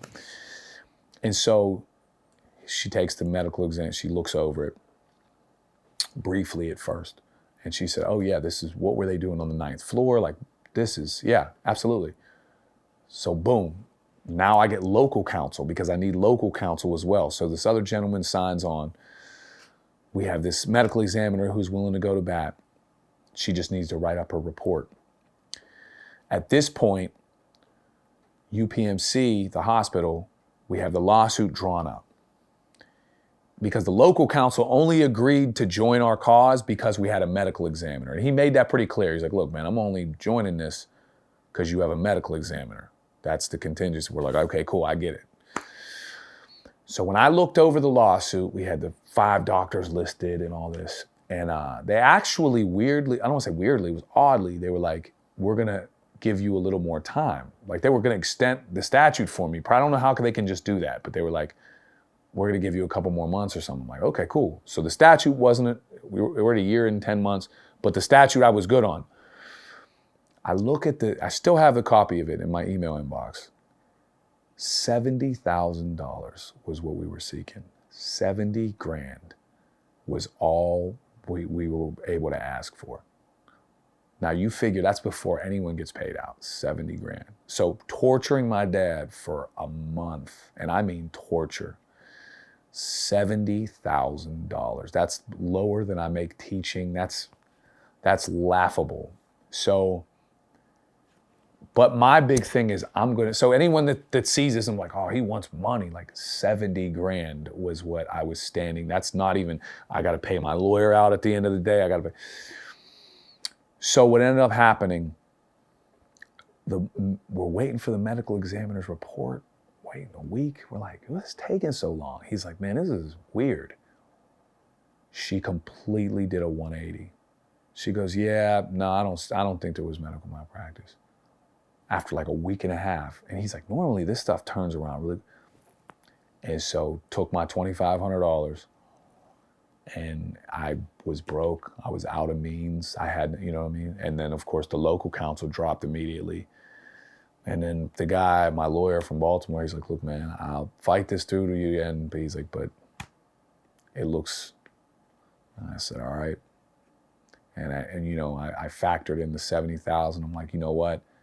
I think that there's a bigger purpose here than $70,000 and having to stand in front of you. I think there's a bigger, and that's what I've been on. In 2020, you released an album named Charlie after your father. Was that therapeutic in a way for you? Yeah. That's been something that's definitely helped me handle grief a lot, is music. Even, with the passing of my sister and mom, I wrote songs about it, tracks about it. And so at the time I was working on an album, because I'm always working on music too. And I hadn't quite had a song idea for a concept, and boom, my dad passed, and I had my niece make the logo, the design, the album cover. And so Charlie was the first of it. And I made every track was something he would say, like I said, Made in the Shade or Grant Through Richmond. And I wanted to use a lot of the videos to raise awareness, whether it be wearing something like this or just a song about what happened to him. And that was the first album I had debut on like the iTunes hip hop charts. And it was like super cool. And, full circle, I just remember how terrible my first album was to have something, it was like 47th or something on the iTunes charts. And then, so since then I started a series called The Statute, and that's to remind people that this is an ongoing fight. Like the good thing about what I'm doing is there's no statute for trying to change the statute or trying to, reform the process of seeking justice for victims of medical malpractice. With all the lobbying, the petitions, albums, has there been any sort of progress? Man, there's been some awesome, awesome things. Like I got to, and I wish I could share all of these at the time, right? But so one of the things is the logo, the brand. It's very important for me that, I didn't know, for example, I watched the NBA I never knew that was Jerry West. That was a silhouette of Jerry West, right? So my thing is, my father is going to be, to me, the Jerry West of medical malpractice. Like this logo, this guy, because he's interesting looking, he sparks conversation. So a lot of the conversations I get with people are like, I was wearing your hoodie and all these, and so I asked, and I told him about blah, blah, blah. And so I've been able to have, so the first thing is I've been able to have so many conversations with so many other people that said, dude, my uncle went in for this, or my grandma went in, dude, my brother was blah, blah, blah, blah. And then I've been able to get the clothes, the stuff on, former NFL players, people on CBS morning shows, like rappers, you know what I mean? All kinds of people that have been able to support the brand. So there's been that. I have a petition that has reached 10,100 signatures online. So I've been able to do that. I finished writing a book. I've edited a couple things. And the book is done. I have a couple hard copies, but there's like some grammatical stuff I have to tweak. So I got to go into the mayor's office. Now I didn't talk to the mayor, I talked to representation for the mayor, and they gave me some different things I can do. I was able to speak on the line with the senator's office. So my goal is I want to tell his story in a room full of people that can move stuff. Now I did have a conversation with a gentleman that explained how hard it was to change the statute. Awesome guy, Dan Deasy. And he said, look, man, he said, we've been trying to change the statute for sexual abuse of a minor. and it's been hard. I'm like, who would combat that? And he's like, the Catholic Church. So if that is hard to get the needle moving, then I know medical malpractice is going to be more difficult. But again, I've been able to really, and it takes time. And I also got to remember during this time, I have to live my life, right? I had to be present for my son. I had to, you know what I mean, get him through high school and high school football. And it couldn't consume me, because that's the one thing I would think, like, my dad would be upset if it was something that consumed me. You know what I mean? Rather than something I fought for. So I can't, it's definitely some of my life work, but I'm still also living my life. You know, I still, like I said, I battle and I do all that stuff, make music, and I still enjoy that. I don't just make everything about avenging what happened to my dad, you know? Yeah, you need a balance. Right.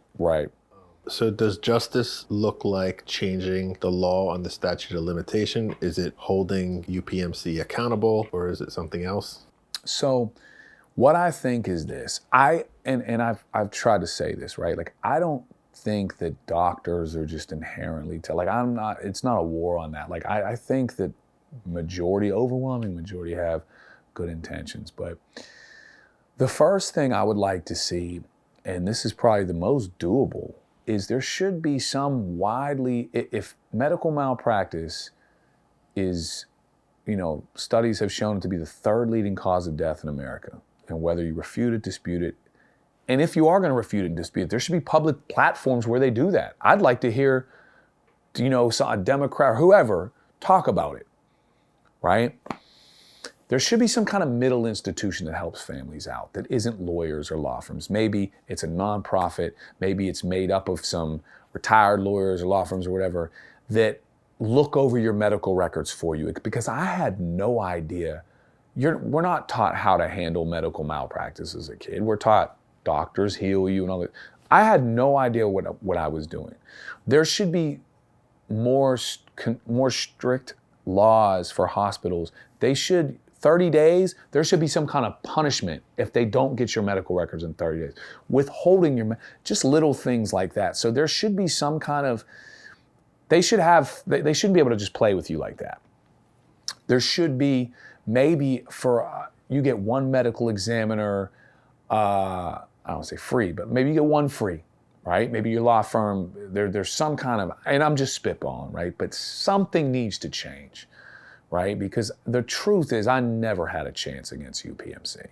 And now, granted, yes, Pennsylvania has the second highest payout for medical malpractice. So people do win cases, right? But I just think that there just needs to be so much more education on it. And I would love to, I don't know why states like Minnesota have a 4-year statute and Pennsylvania has a 2-year. Yet receiving stolen property in Pennsylvania is 5. Like, I would just like to know how people came to these conclusions. I would, you know, and again, I would like to tell my dad's story on the biggest platform that I can. And so it's going to start with the book, and we'll see how that's received. But I would ultimately love to get in front of the powers that be. But I think this problem is in the whole country.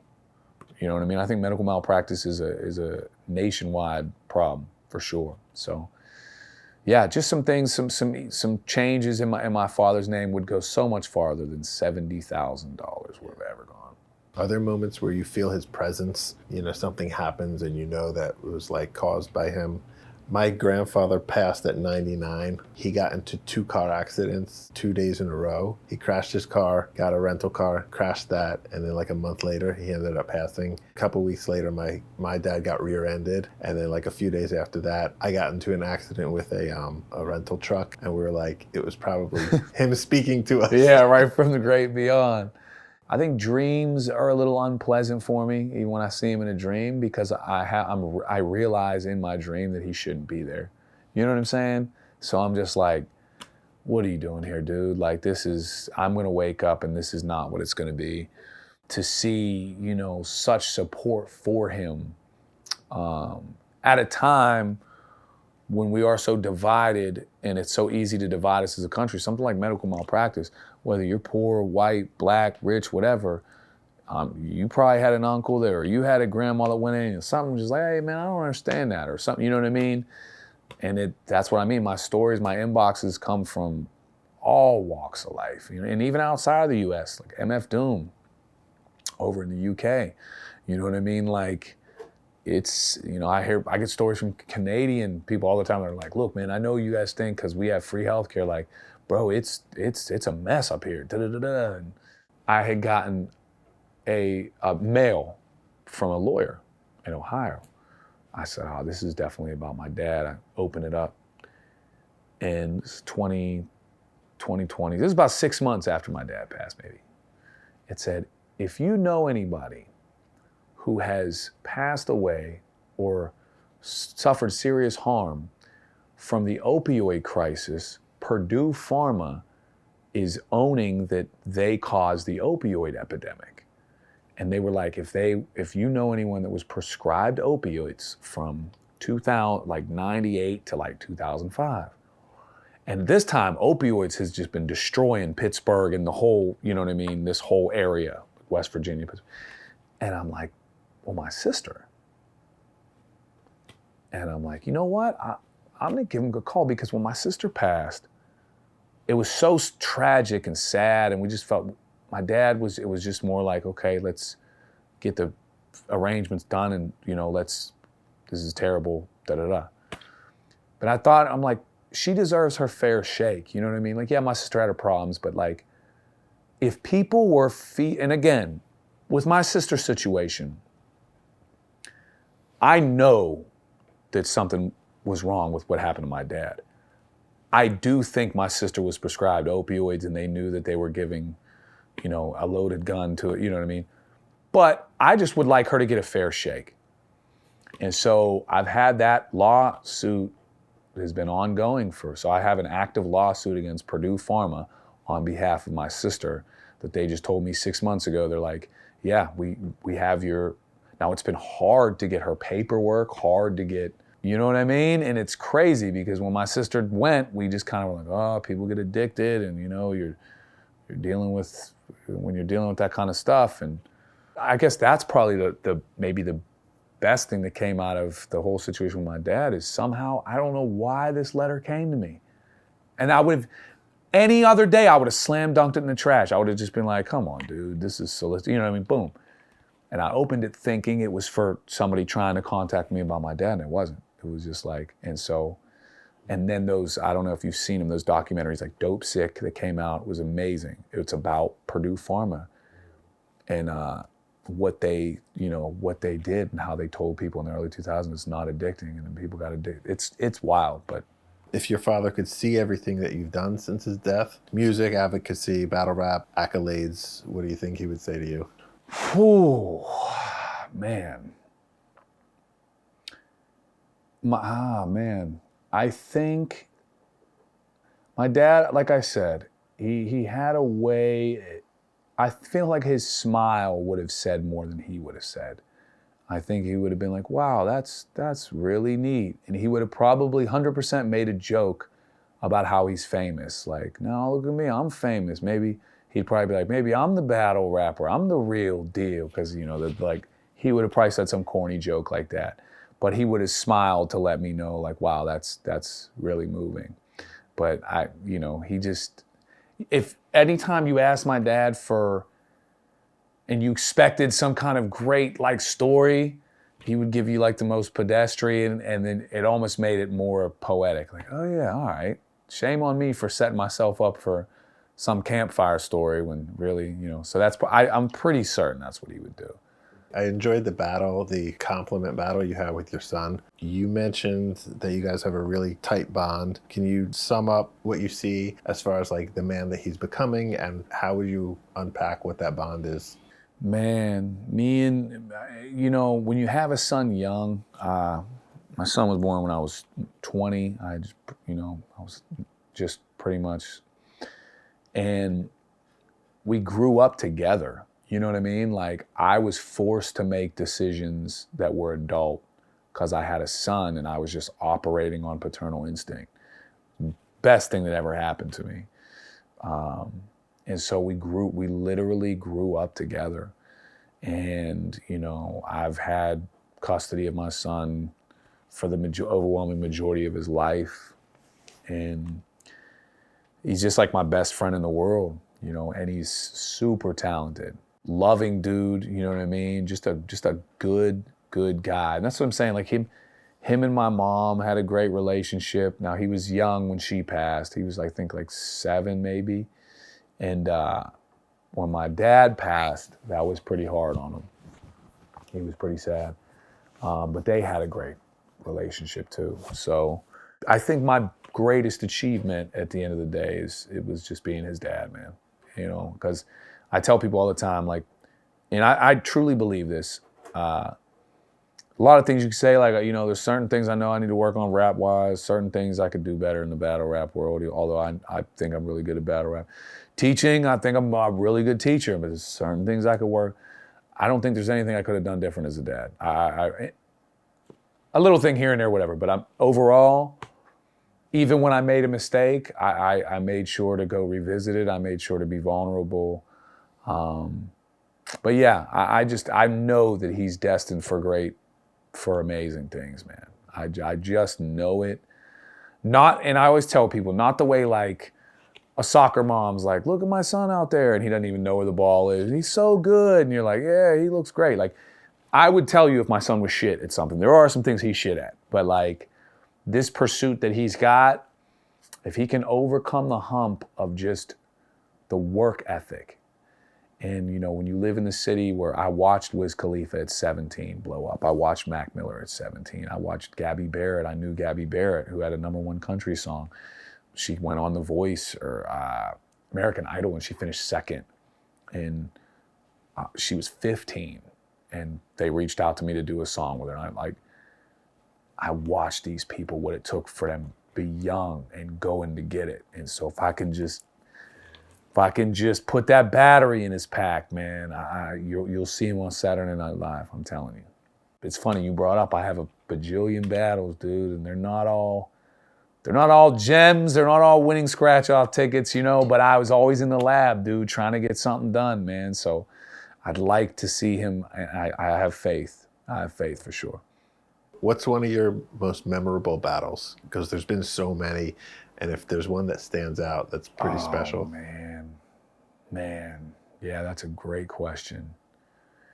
So anytime I got to go overseas was very special because my dad didn't have a lot his whole life. Like, I mean, my dad lived pretty shitty kind of life. But when he got out the Army and he saved up money, he hitchhiked across Europe, and he'd always brag about, like, man, I saved up my money and I went all over Europe, and we were poor my whole life. We went to Lake Erie one time, and, you know, my dad bitched about the gas the whole way. And so to be able to go on someone else's dime. So I think about my dad every time I go to the airport, because my dad had a love-hate relationship with Pittsburgh. More so, he kind of was over Pittsburgh, right? So he's like, anytime I get on a plane's big. But the BET one was big because when it aired, it was July. My mom had passed in June. And my dad was like, it's the only battle my dad watched of mine ever. And he said, wow, how do I see it? It's on TV. I said, yeah, it's on BET. And he was like, what's that?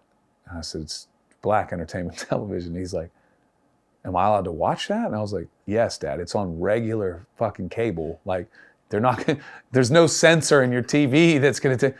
And so, again, I'll never forget, he watched it. I said, what did you think? He said, you were like really good. He's like, you said something about the guy's pants. That was like kind of funny. And I was like, but again, if I expected this from my dad and he delivered this, then it was, so that's a big one.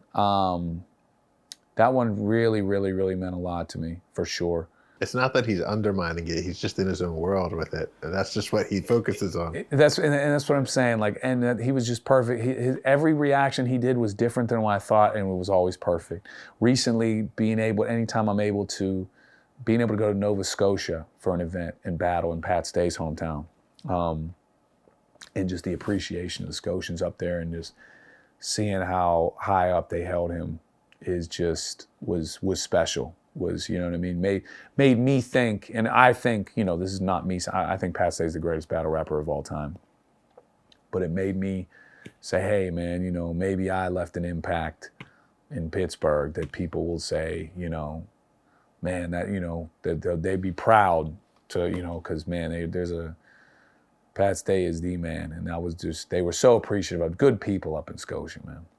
I remember when I first heard the news about Pat Stay. So I was in the parking lot of this famous diner that I wanted to go to in San Antonio, and I saw it on Instagram. And right when I saw it, the song Gypsy from Fleetwood Mac came on the radio. It had like this crazy significance over it that I've been like dissecting that song ever since. And every time I hear Fleetwood Mac, I think of him. I was in Atlanta, and I think it was the first time I ever got news of a death when I was drunk.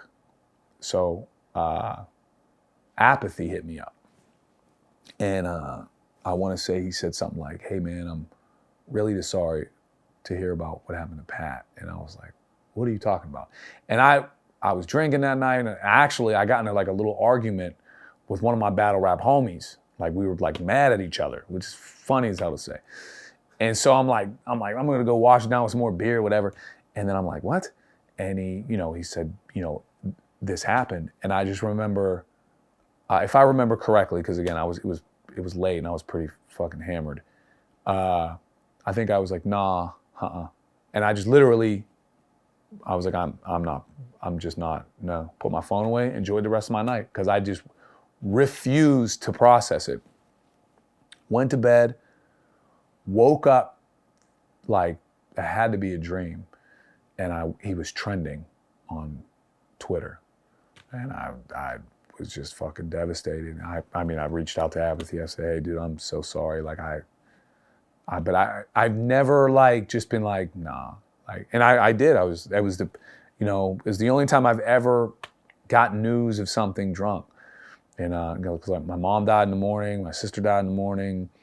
You know what I mean? My dad, I went to go, you know what I mean? And so I was like, fucking, because it made no sense.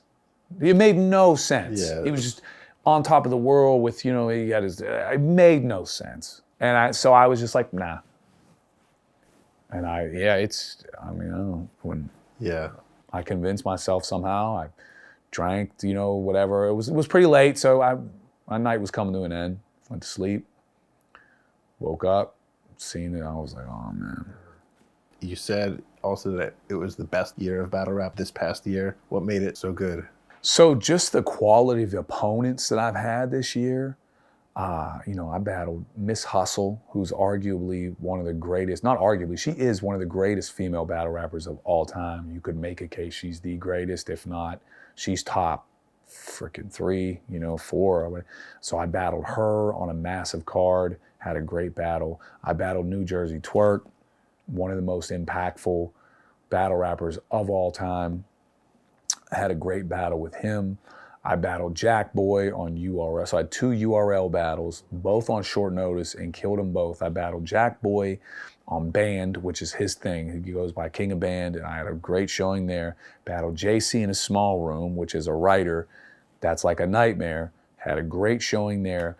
I just battled Chef Trez, who's, you know, remarkable. Has been having remarkable years, year in and year out. It's, you know, and I battled Arsenal. Now, Arsenal might be one of my proudest battles, because the worst crowd I've ever battled in front of, but I got through all 3 of my rounds, and I actually managed to like get some reaction late. But man, was this, like, people think over loud crowds like throw you off. No, it's the dead crowds that you know what I mean? Like, that are just staring at you, like not even booing you. Because if they're booing you, you can just like embrace the role and just be a villain or a dick. Like when they're just standing, like you're like, do they know they're here for a ret? So, but again, so that right there, I battled Cali Smooth for 3 rounds. I have some 1-rounders against some up-and-comers that are really good. Tex Sago, Hansel. So it's a stacked lineup. great performances and all that.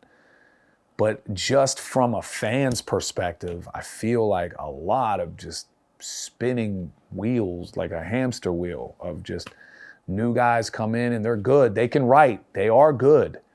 But I feel like it's not all of it, but a lot of formula. And that's, why a Pat Stay is so missed, or somebody with that kind of personality, or, so I don't know the shot in the arm that battle rap needs. I have some ideas. But it has been like, it's weird because, and I wanted to make the statement when I was having one of my best years, because I didn't want someone to be like, yo, he's mad he ain't getting booked. Like, no, I'm getting booked. I'm working. I'm getting booked. I'm getting paid. But man, from a fan's perspective, I think it needs something. Like and there's too much focus on the negatives too, like messy behind the scenes shit. Uncertainty with the competitions of leagues, and there's just a lot. And I'm not in any point where I'm gonna I'm about to retire. Like, I just love hanging out with people too much. Like, I love these trips. I love these times. I love these memories too much. And the other thing is I have a mission, you know what I mean? So I need to keep putting myself on these stages. And now, obviously, the day that I'm like, I hate this, I'm not gonna just force myself out there, you know what I mean? But yeah, just to try to get on the biggest stage as possible, the biggest, and get this message out, Great. Well, Trevor, thank you for sharing your story and being a great host here. Appreciate it. My man. Appreciate it, brother.